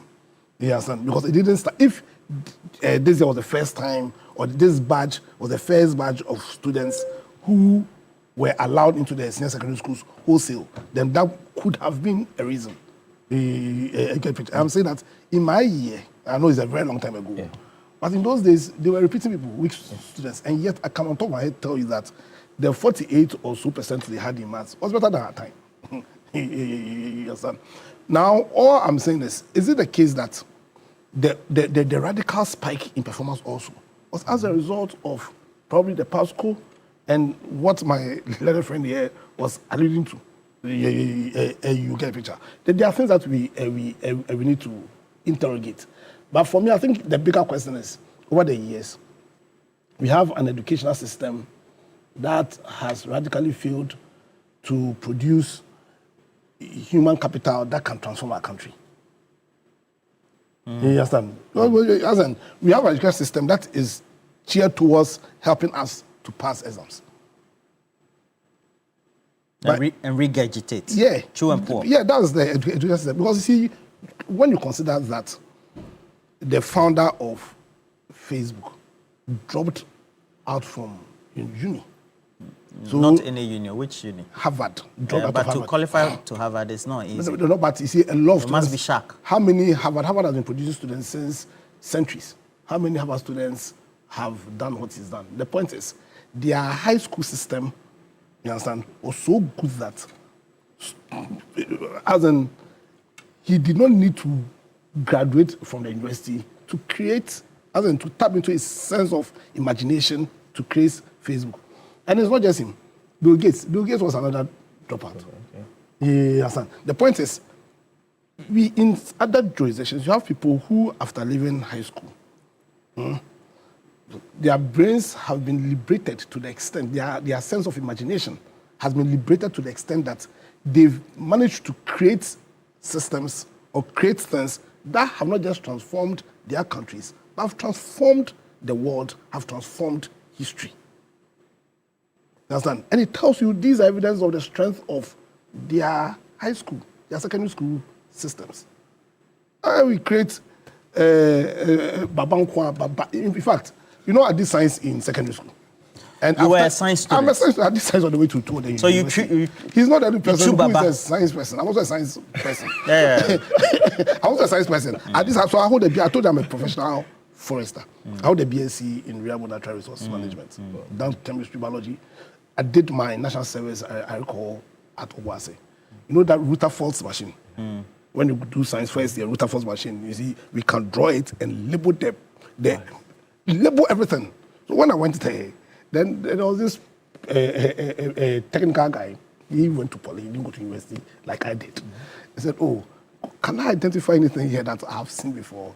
And I was all over the place. And the guy started laughing. I said, do I record that in GAST, Rutherford? Yeah, GAST. He showed me the Ghana Association of Science Teachers. He showed me, and I was, and he laughed aloud because he said every year when he gets the national service, he asks them the same question, and every year nobody is able to identify it. Why, Baba? So you see, for me, people in other jurisdictions, people have dropped out from the uni and have still created things that have transformed the world. We need to really look at our education system, create an education system that causes our people to be thinkers. You understand? That employs more critical thinking, and a justice system that will unleash the imaginative abilities of the people of this country. As against creating an educational system that is just towards passing examination. I think that was the motivation behind spending our fiscal policy to be buying passports when clearly they were not in our jobs. Okay. So I don't want us to be speculative here. Let's take our time. Let's wait for GES to come out with reasons for this massive drop-off, and then it can then be the basis for us to have a critical relook at our whole entire educational structure. All right. So that we can change this structure from one that becomes more transformative than this babadicious system. All right. Sometimes these words you never know until you become a parent, and then you know that, Charlie, these things ideally should have been the case. But I have John Kapi. John Kapi is the PR boss for the West African Examination Council. Mr. Kapi, have you joined us? Yes, I'm online. Okay. Generally, give me an overview. What you put in your release, make it concise for me. And then for West Africa Examination Council, what's the comparative statistical analysis you can give compared to performance? And then relatively a drop, because that's the thrust of the conversation in the public space. Yeah, thank you. Good morning to you and good morning to your listeners. So yes, we have put out the results of the candidates for the WAST 2025. We've indicated clearly in one of the statistics we put out that this is the performance of candidates in the published results, the core subjects. So if you look at the latter part of our statement, we still have some subject results of candidates from about 185 schools that we are scrutinizing and investigating, so that if they are not found culpable, these figures may change. The performance in some of the subjects could go up based on what the outcome of the investigations would be. So I would say that for now, we shouldn't be too quick to conclude that this year has not been a very good year, all the other stories that are going around on social media. But generally, this is the performance of the candidates as the examiners. So which subjects did they perform worse or badly or comparatively not too good? Well, if you look at the statistics that we have, I think that so far for the published results, the lowest performance will be in core mathematics. The best performance for this particular year has been English language. You said the best performance has been what? English language. All right. What happened to the science and social studies? I mean, what's the statistics like? Well, if you look at social studies, obviously there's been a steep drop in terms of performance by candidates. We are still putting together the chief examiner's report. I called for it this morning, but it's not got to me yet. And in a casual conversation with my people in charge of social studies, I gathered that there was a little twist, if you want, of the question. Instead of the rote learning that we are used to, we are asking, he asked them to apply the knowledge that they had, the various subjects. So, I mean, in that particular subject, the various topics. So it's not as if they drifted off the syllabus, neither did they put aside the test blueprint. And then looking at the questions and asking them to apply the knowledge, that is probably where he thinks the problem is coming from. A lot of them, he believes, were unable to apply the knowledge. So, and that explains the poor performance, especially in social studies. Okay, so it's like those in tertiary institutions or maybe postgraduate education, they say explain as well as state. And then so explain and state. Like, for example, you mean they misconstrued the clear intentions of the words in the question. Is that it in social studies? Well, I wouldn't say I've seen the questions myself, so it would be difficult for me to specifically, the way the questions were cast. But then for him, he wanted them to apply whatever knowledge that they had. If I had the question papers here, I probably would have been able to make a little more meaning than I'm saying right now. Okay. So for the West African Examination Council, I know you're just the body, so I mean, whatever you say is without meaning, you mean well. For Ghana to do well, and particularly for this related result countrywide, what are your concerns so far? Well, basically, our concerns are, one, that we still have a situation where, let me talk about irregularities first, where the candidates are bringing in foreign material. So it probably looks as if some of the candidates are not adequately prepared, or they have this psychological feeling that they would need to get some assistance from somewhere in order to be able to make it. And then when it comes to, I wouldn't be able to talk much about teaching because I'm not with them in the classrooms, but a little more effort in terms of preparing the candidates adequately for these examinations would help. And then generally, as an examining body, if you look at the statistics, we certainly would not be happy with it, because if you set an examination and everybody passes and raises eyebrows, if everybody fails, raises eyebrows, but there should be a kind of balance, so that, because don't all have the same ability levels. If you look at the performance this year and look at the poor performance in some of the subjects, tells you that probably something may have gone wrong in terms of preparing the candidates adequately for the examination.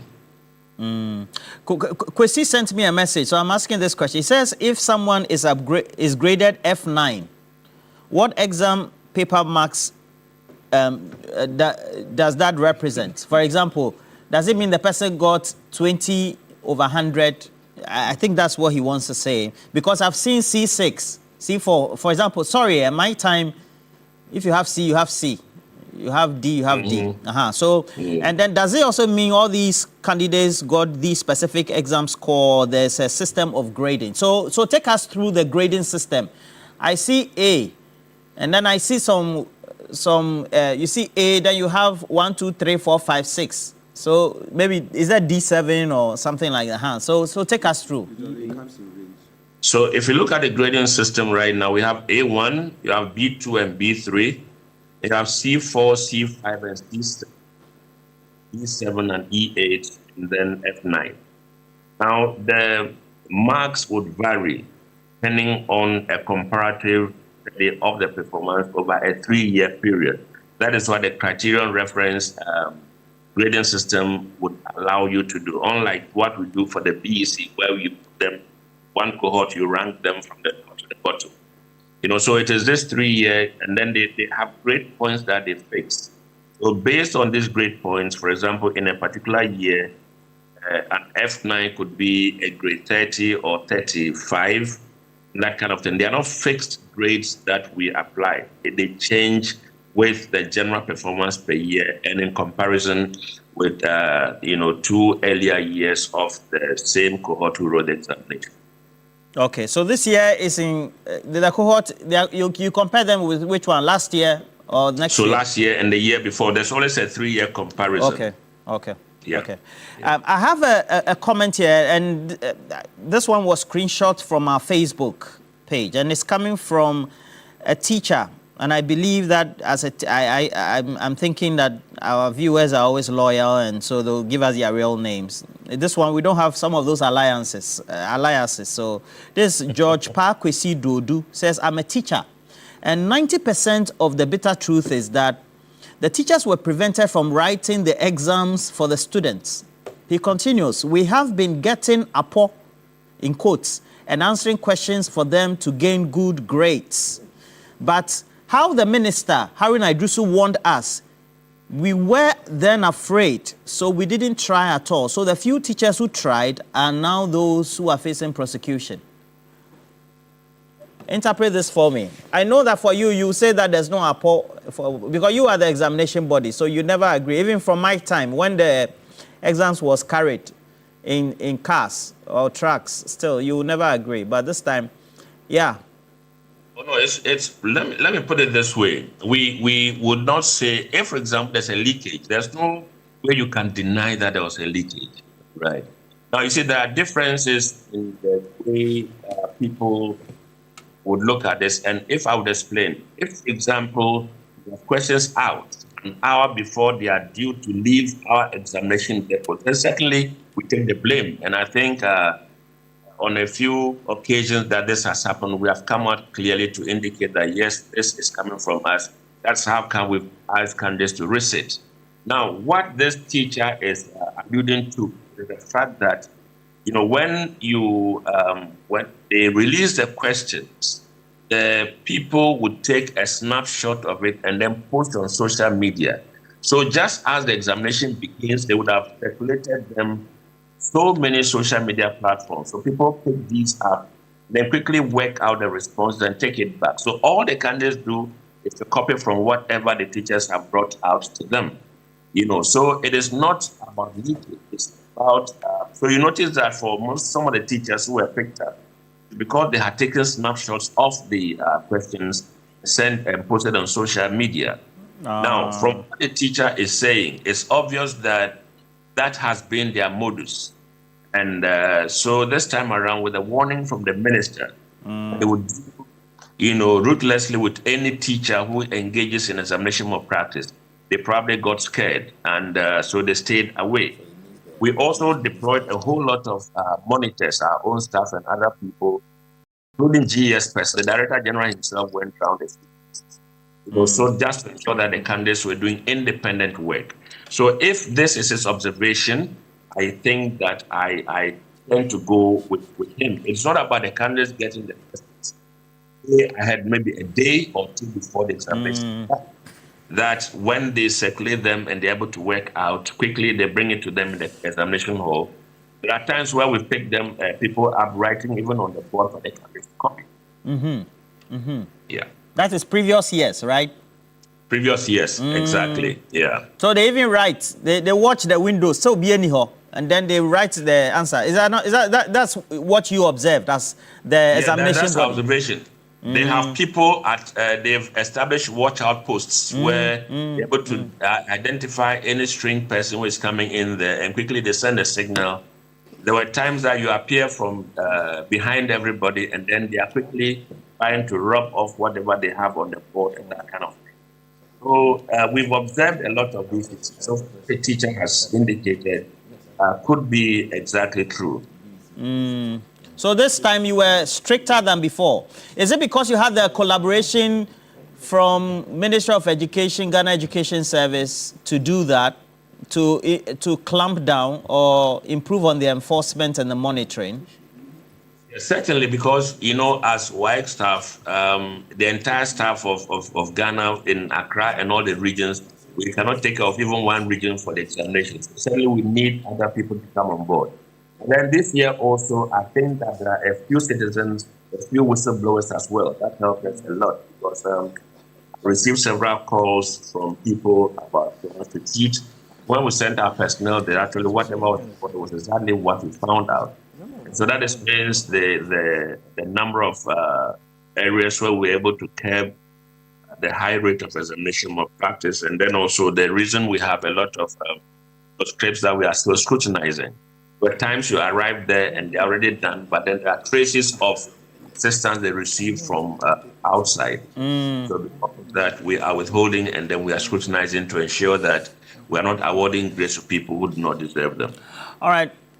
Dr. John Kapi, please be with us. We're closing at 8:45, so thank you for your patience. I have Kofi Asare.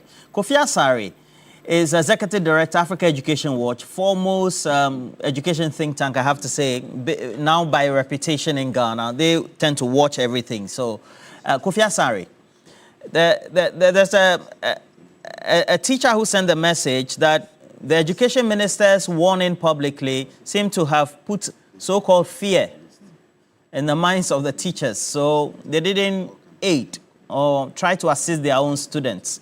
Or even if they were invigilating in other schools, they didn't try to help each other. How was that instrumental in perhaps us getting this result for the students? Kofi Asare. Well, thank you, Roland, and morning to your audience and panelists. Scientifically, that cannot be proven, okay?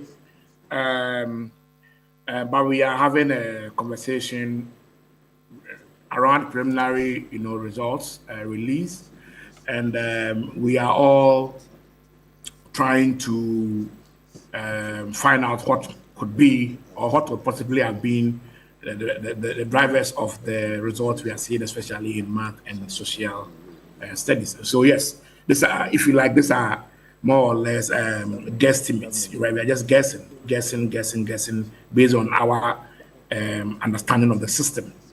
Okay, but what I can say is that when you see results of, when you see such a dip in maths and social studies, the first thing that comes into mind is that you need to wait for the chief examiner's report, study it, and look at the trend. Look at answering trends. Look at the stress level. Look at where students struggle to appreciate questions and answering properly. And then, based on that, you develop interventions to strengthen in those areas of gaps. Support the schools, deploy the usual interventions that are done, and motivate the teachers so that they're able to take them through and make sure that there's better preparation towards the next exam. That's one. Secondly, there are exogenous factors, again, that you always predict to have an impact on performance. And one that we cannot discount is the strengthened invigilation we saw this year. Our research in monitoring WASI from 150 schools, private and public, using both invigilators and teachers. We call them our monitors. These are monitors we've been working with since 2019. Revealed that 61% of the monitors ranked the quality of invigilation and supervision as between good, very good, and excellent. Excellent was at 9%. Very good was, I think, 28, and then good was, I think, 22 or so. So if you put the three together, it gave you 61%. We launched this report on the 28th of October and published it on 30th on our website. It was a public launch. And so if you look at it, it suggests that invigilation was not bad, it was good. To that extent, you would expect that Kofi Asare, who previously was relying on APO or relying on answers, collusion to pass, may now struggle, and his results will not be the same because he didn't prepare well.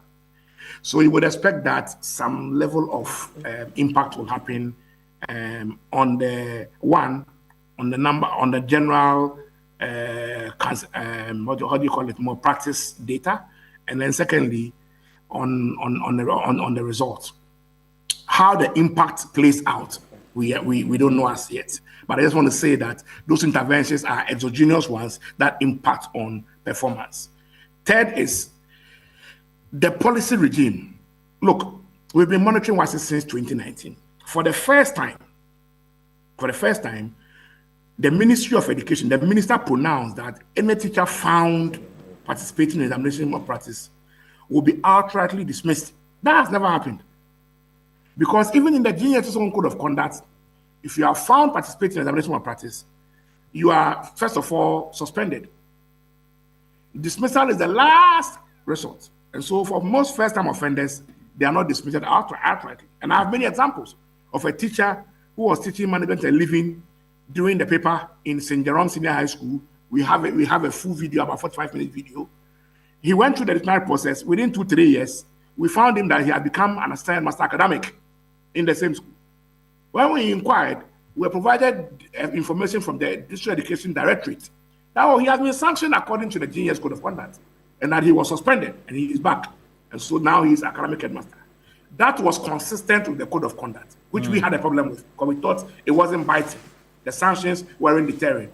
So when we saw the Minister for Education announce that this time around it's outright dismissal, obviously you would realize that those bad teachers, those few bad teachers, who would normally risk, would now think twice, because it's now a high-risk business.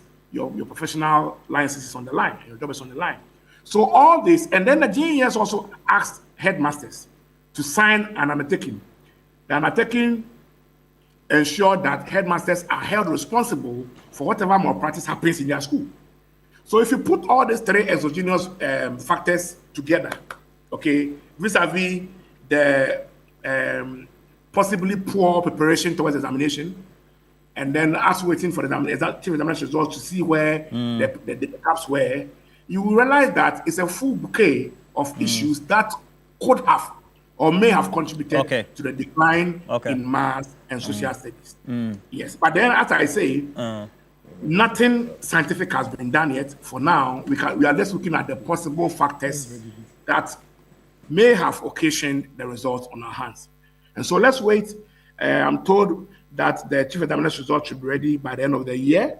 So let's wait. Once it's out, we'll see where the content issues are, so that the GES will push for interventions, support teachers, motivate them so that they can have interventions, prepare the students better, especially in the areas where they struggle. And then, at the same time, we'll continue to emphasize that the government must uphold and continue to strengthen invigilation, strengthen question security, to improve the integrity of the assessment processes. Results will go lower than now. What are you saying? Okay, but I mean, I withdraw that statement though.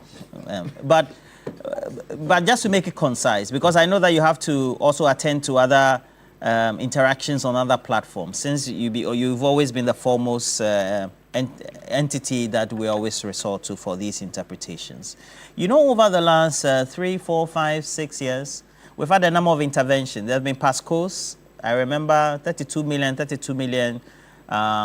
2 budgetary years, so 64 million, supposed to have been used by the students.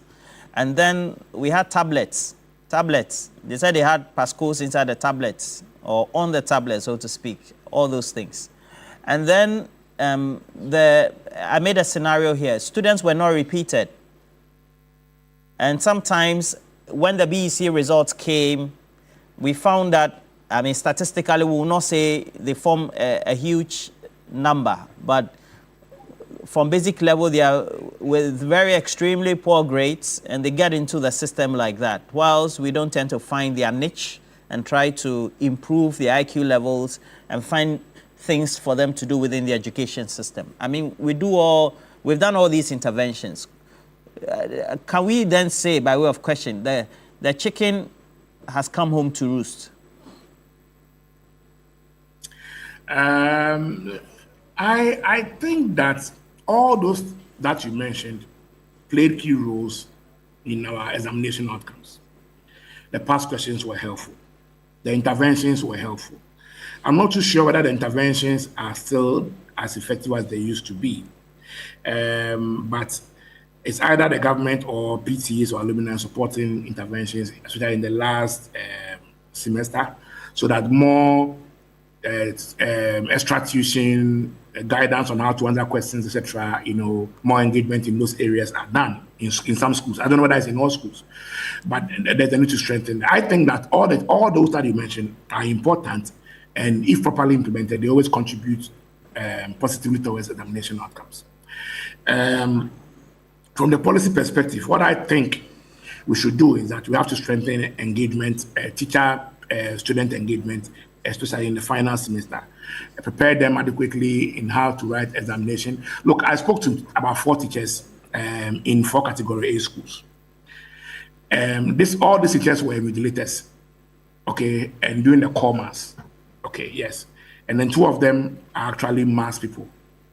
One tells me that immediately after the paper, he knew they would struggle because they started complaining that I think there's a topic called circle theorem.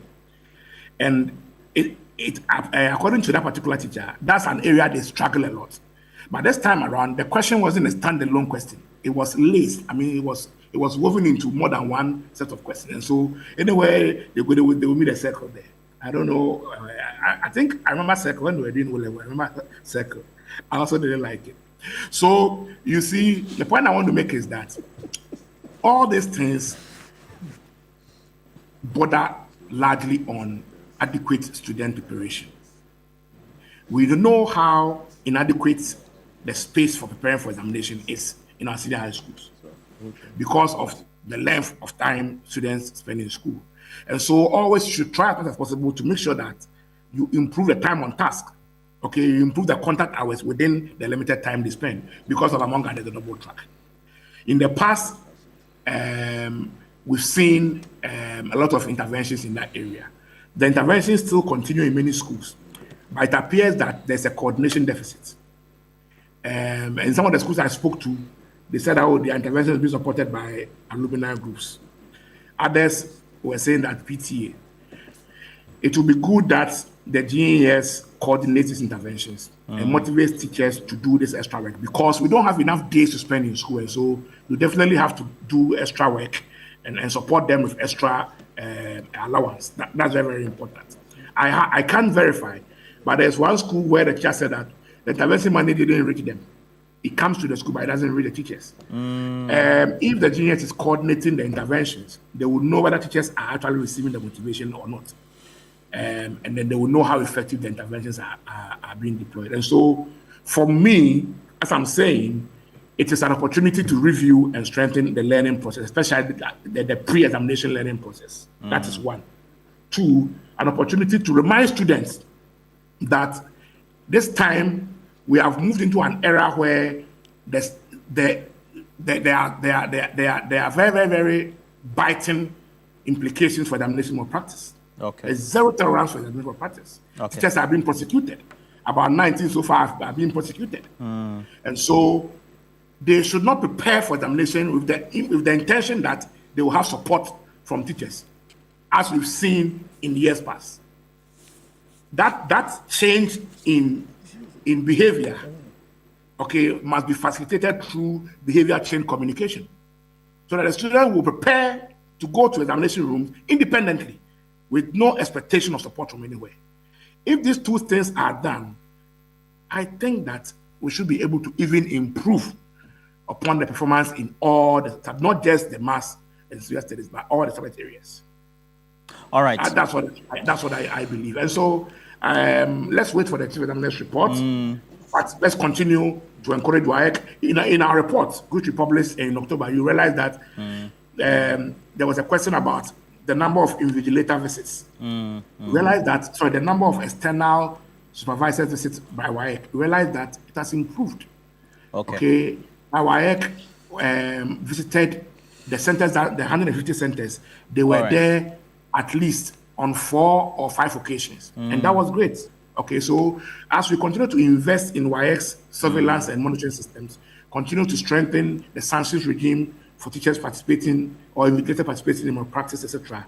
Let's also help change the mindset of students, not to rely on collusion or rapport, and then more independent in their preparation. And let's strengthen interventions in the areas where there are gaps. If we do this, we should be able to improve generally student performance going Thank you so much, Kofi Asare, always on hand to help us when he has to. Mr. Kapi, your last words. Can we go one round, then you say the last words? So just let me, because there are other people who are trying to get to me, so let me just finish with this. All right. That Mr. Kofi Asare has said a lot. Basically, what we would also want done is for teachers to prepare the candidates adequately, get them to know, to test themselves on a number of questions before they appear in examination hall. People should avoid making attempts to assess the candidates in the examination hall. We are not helping ourselves. The future of education will be bleak if we go in that direction. We should award grades to people who deserve them, and those who are not really strong, we prepare them for remedial examinations. Remedial. Yes. Okay, thank you very much. It's my pleasure. Have a good day. All right. I mean, not to take anything away from the work that WAEC has done for this one.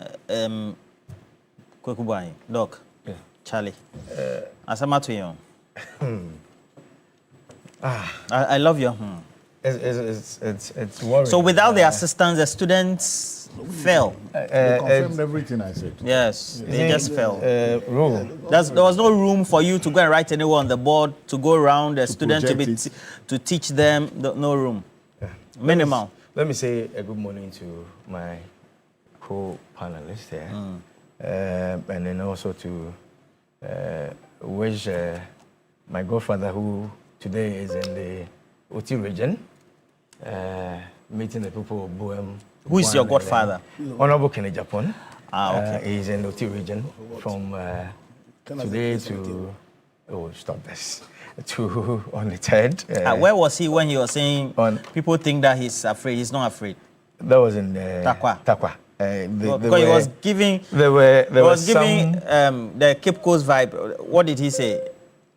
Showdown skills. I thought he said he had stopped. No, it was because of some of the threats that has been coming to some of the delegates from the former member of parliament, who thinks that they should be in a scam, and then goes around threatening them. If you don't vote for my candidate, I'll take you off the album. You are not going to vote again and all that. So he'll win, eh?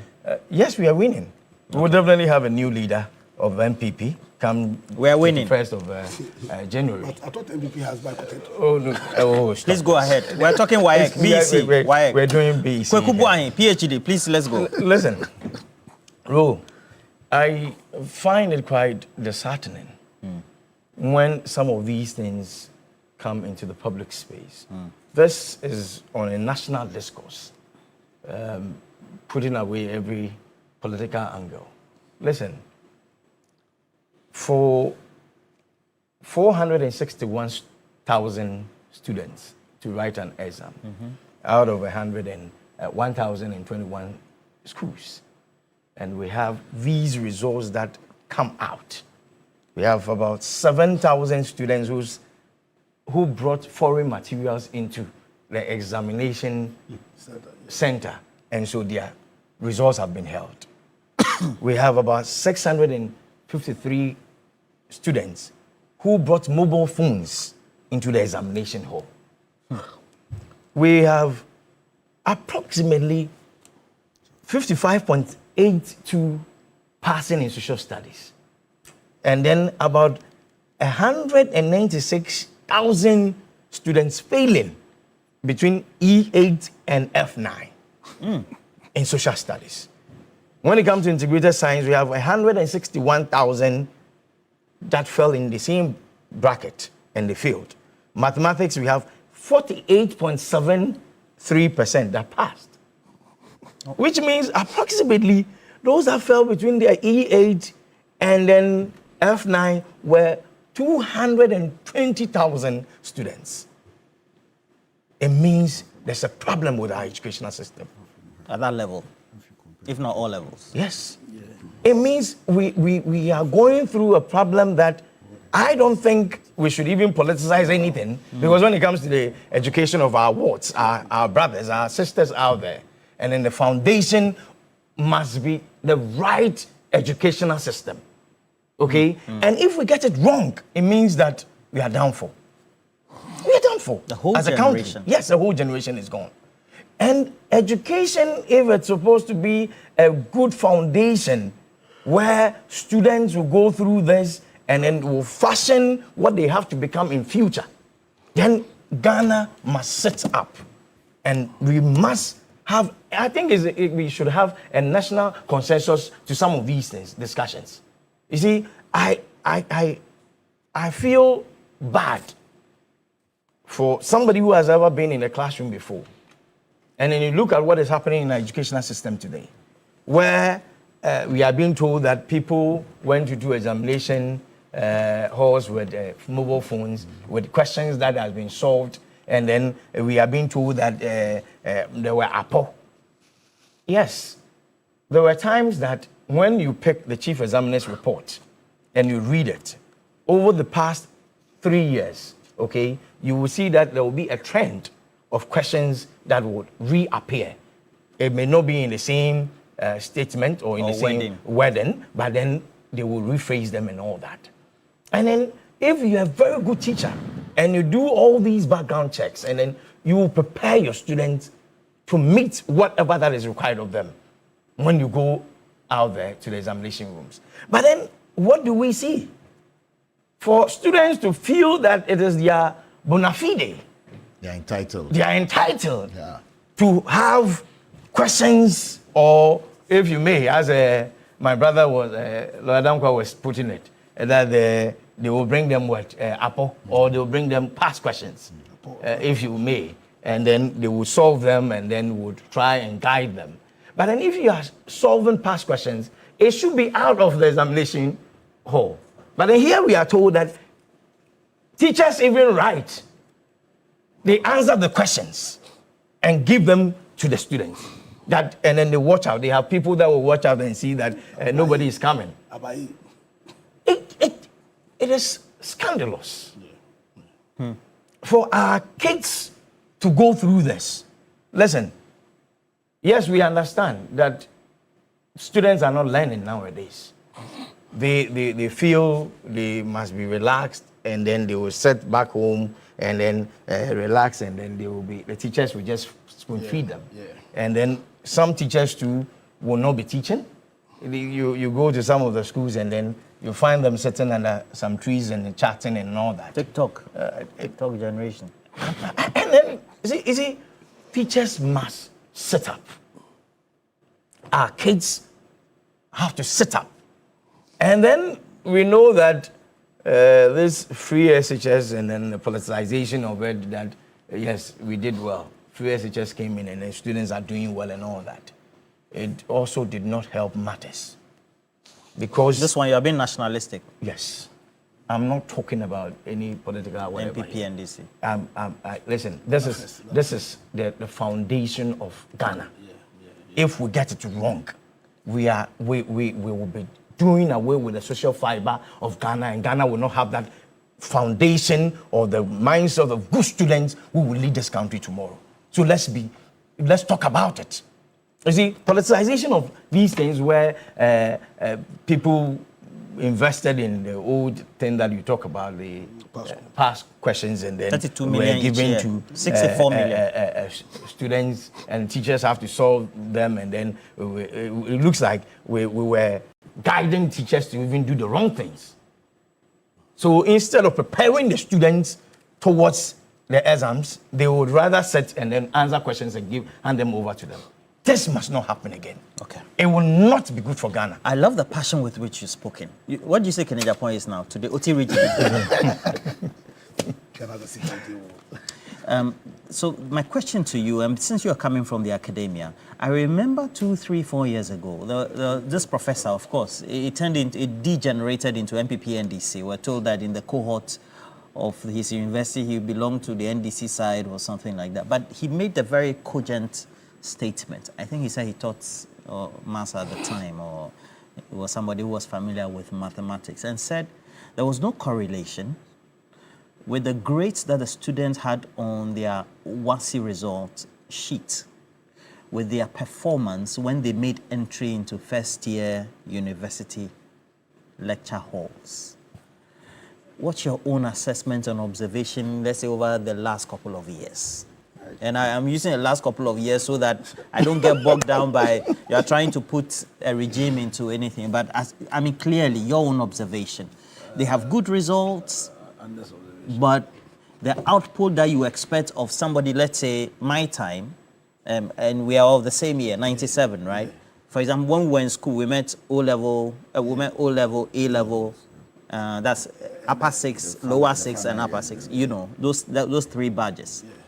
At the end of the period, the way they learnt, that also had a certain influence on the way we did as well. The textbooks were voluminous. You read and read for nothing. No distractions, no internet, etc. So by the time you go, you're baked. You look at the performance of the students when they make entry first year, and you relate that to their grades. What's your own observation as a lecturer? All right. And so you will not be surprised with this. Yeah, let me say good morning to our viewers. This is a difficult situation that we find ourselves. But before I go into that, Papa Ro, let me make a passionate appeal to the government. All right, with regards to roads. I took a journey to Bono region, precisely Doma. And you know, when you go through Kumasi, between Ekropon and Edujama, the road is terrible. Terrible. Papa Ro, I think that the Minister for Roads and Highways will be listening. Or boss, I should appeal to you. Well, he's listening. I mean, you know, we are doing a lot with the big push and everything, so don't worry. Okay. And the area you're talking about, I believe they have the drip machine. Sure. Yes, so they should be able to do the local construction. Yes. Then from Gambia number 2 to Chiremesu, Amesu, terrible. And you look at the number of trucks conveying cocoa beans. Okay. Oh, I think that if the CEO for Cocoa Board, what's the name? Dr. Randiabe. You know, Dr. Randiabe completed NIPS. And so I taught his class. I'm asking this question. You know I'll go there. You know the current cohort. Don't worry. They entered school which year? I'm coming. Don't worry. 2023? Yes. Don't worry. You see, Roland, that notwithstanding, you see, where we find ourselves, I've been doing some statistics with the laptop and some calculations here. It's terrible. Very, very terrible. Do know that from 2022, 2023, 2024, social studies has always been on the lead, above 70%. All right. Why is it that this year social studies got 55.82 and it is the worst performing subjects? That's a question we need to answer. All right. Now, if you compare 2025 results, subject by subject, you know, to 2022, 2023, 2024, apart from English language, Ro, I believe you are listening. Apart from English language, which did well, had 8.6% improvements. You know, that is between, when you do the comparison between 2022 and 2025. That was the only year that English language improved. All the other years, when you do the comparison with 2025, there were drops. There were drops, except that the drops in English language, that is 2023, 2025, 2024, 2025, were somehow manageable. You understand? Now, if you pick social studies compared to all the subjects, when you do the comparative analysis, you will see that there has been a drop of 21%, 21.69%. That is serious. That is if you compare 2025 results in social studies to 2022. And this is not something that any country can be proud of. This is not something What have we been doing wrong? Bro, I don't know, but all these questions, I'll answer them. Don't worry. You see, and I feel that in the first place, what the professor said back then was that he was actually ahead of all his peers, and for that matter, probably, you know, Ghana Education Service, who probably didn't see what the professor saw then. And if it was a matter of seriousness, they could have sat down with him to find out why. You understand? We wouldn't have been here by now. We'd have followed that conversation. And as a teacher with experiences from the basic level through to the secondary level and to the university level, I understand why these things are happening. Tell me. Number one, the quality of teacher education has dropped. Yeah. Since when did you notice this? Because you've never said this before. I have noticed it when I was actually on the field teaching. And again, when I got to the university as a lecturer, I saw a sharp decline in the quality of students that we have. And if you trace back, you see, it will interest you to know. You know the reason why a lot more students want to join either police, immigration, army, you know, and all that. Do you know why? Tell me. Because their grades cannot be used at the university. Exactly. They don't actually own their own results. I'm telling you. They don't have it. They don't what? They don't own it. And Legon Law School dismiss students who went to the law school with A's, with grade 8s. They dismissed them. So the results were not actually reflective of what they did. Those results are not theirs. Like you were saying, like what the people you were interviewing were saying. I mean, what? So you are saying that these are the real. These are so let the me realities. so I have a message. This one is coming from Yakuma. Mr. Yakuma says this group of SHS students whose result just came. Which years did they enter JHS? Which year did they also get admitted to SHS? And I am very sure the NDC government has got nothing to do with their upbringing. When the fundamentals are weak, the results will expose MPP. So that is the political bit of it. Let him deal with it. All right. But my point is this. Look. So what do you say to that? Yes. So I've given you asking for factors, right? I've given you factor one. Does this factor fall in line? So if you want to fall in line, you want to know the ages of the teachers who are teaching them, at least from the basic level up to the senior high school level. All right. Then probably you will even know which regime admitted their own teachers. Which regime brought them from the basic level to the SHS and even to the teachers, how do you call it, the training colleges and all that, you see, colleges of education. You see, the point is this. When you look at teacher quality, it is dropping. It continues to drop, all right, because of some of these things. There was this minister somewhere in the first regime of JDM, all right. I think he became the Minister for Health, and I think he was jailed. All right. He made a profound statement and said that, look, the quality of Minister of Health jailed in Ghana. Oh, I think he's a governor. Abuga. He wasn't a minister. Oh, no, Jida. Okay, Jida, okay. Yeah. He said that. That's China Paga. Yes. Member People of were Parliament. forcing him to give protocol to their students, their was to become medical doctors. I said that, look, this pressure on me, I can't do it. One, because if your ward is not qualified and you push me to get him or her that kind of degree, what happens?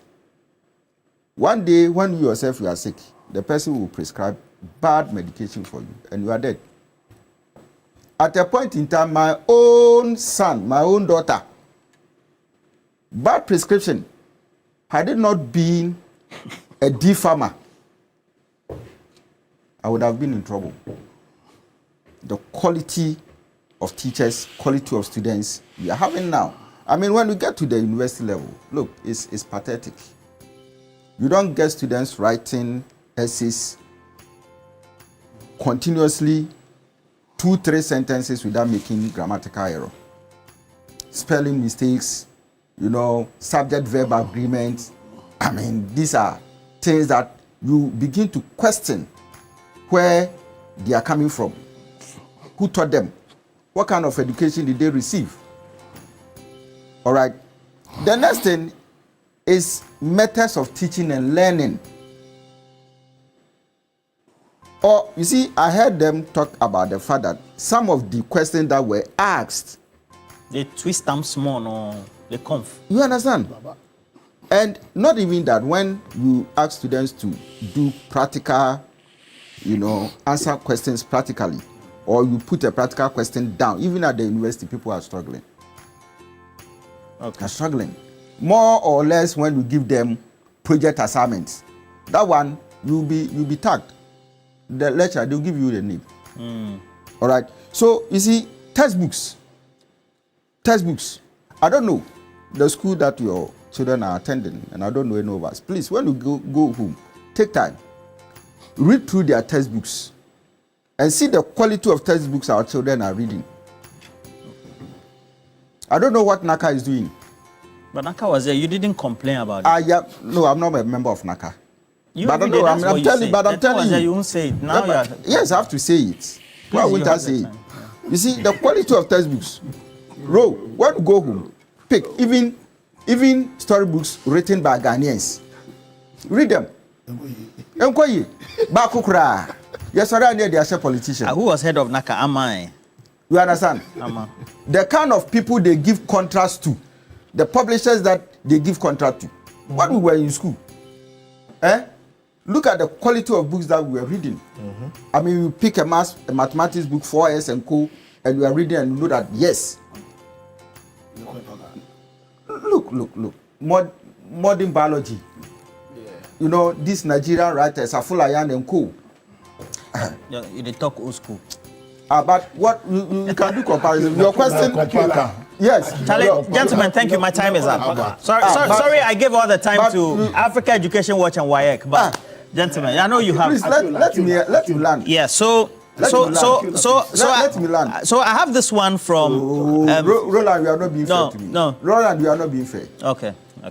You see. Okay, land. You go to certain schools and there's no even textbook for them to read. Availability of textbooks. We cannot even talk about facilities that students are using. Okay? And the last one, our children, our wards, the students that we are churning out now, they are not even conscious about themselves. They are not. And it is very pathetic that when you talk to somebody who is even in JHS 3, what do you want to become in future? The person is confused. So if you don't have a direction, you don't know the direction you are going, how do you become conscious of yourself? I think that some of these things we need to know. You see, the statistics that are having problem is the same way now or one can. There's a same way mother.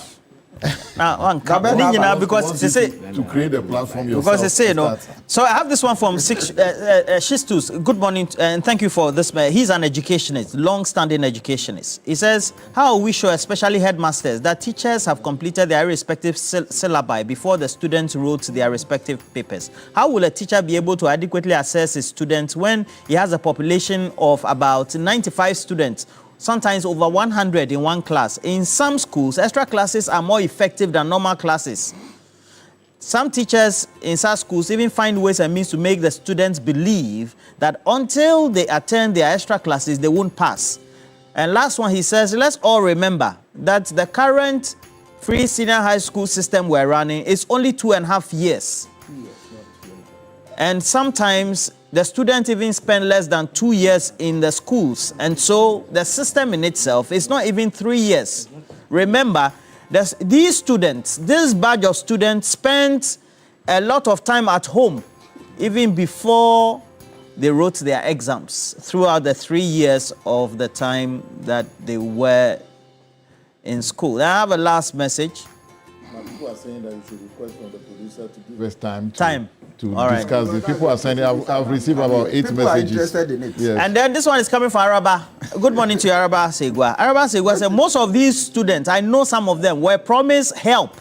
But later, when they got to the examination centers, they got disappointed. The help from their teachers didn't come because of the directive. And it is good. This one is going to make us sit up. All right. Thank you, gentlemen. We're taking a break. When we come back, we have the latest headlines in sports for you. But you also have to pep up your day the Milky Way with a rich, smooth taste of Peck milk shortcake. It is pure delight. And so they have various flavors. They have coconuts. They have choco filled. They also have the choco butter, as well as all the ones that you can ever find for Peck. Now, if you want to look smart and fashionable, make sure you visit any Woodin boutique nationwide. And you have to do that today because Woodin is offering amazing collection of authentic African fabrics all ready to wear, all coming in beautiful designs and colors for men and women. With Woodin, you get to be creative and versatile with your designs. You also get to be confident, and then you get to show off how truly African you are when you're wearing Woodin. So go to any Woodin boutique near you today. Also get to choose from their variety of trendy products, all meant to complement your unique style. Woodin Fashion is the name you have to look for Woodin across social media. Woodin Le Créateur. We're taking a break. We'll be right back. Thank you, gentlemen, for passing through. All right? Today they'll be fast.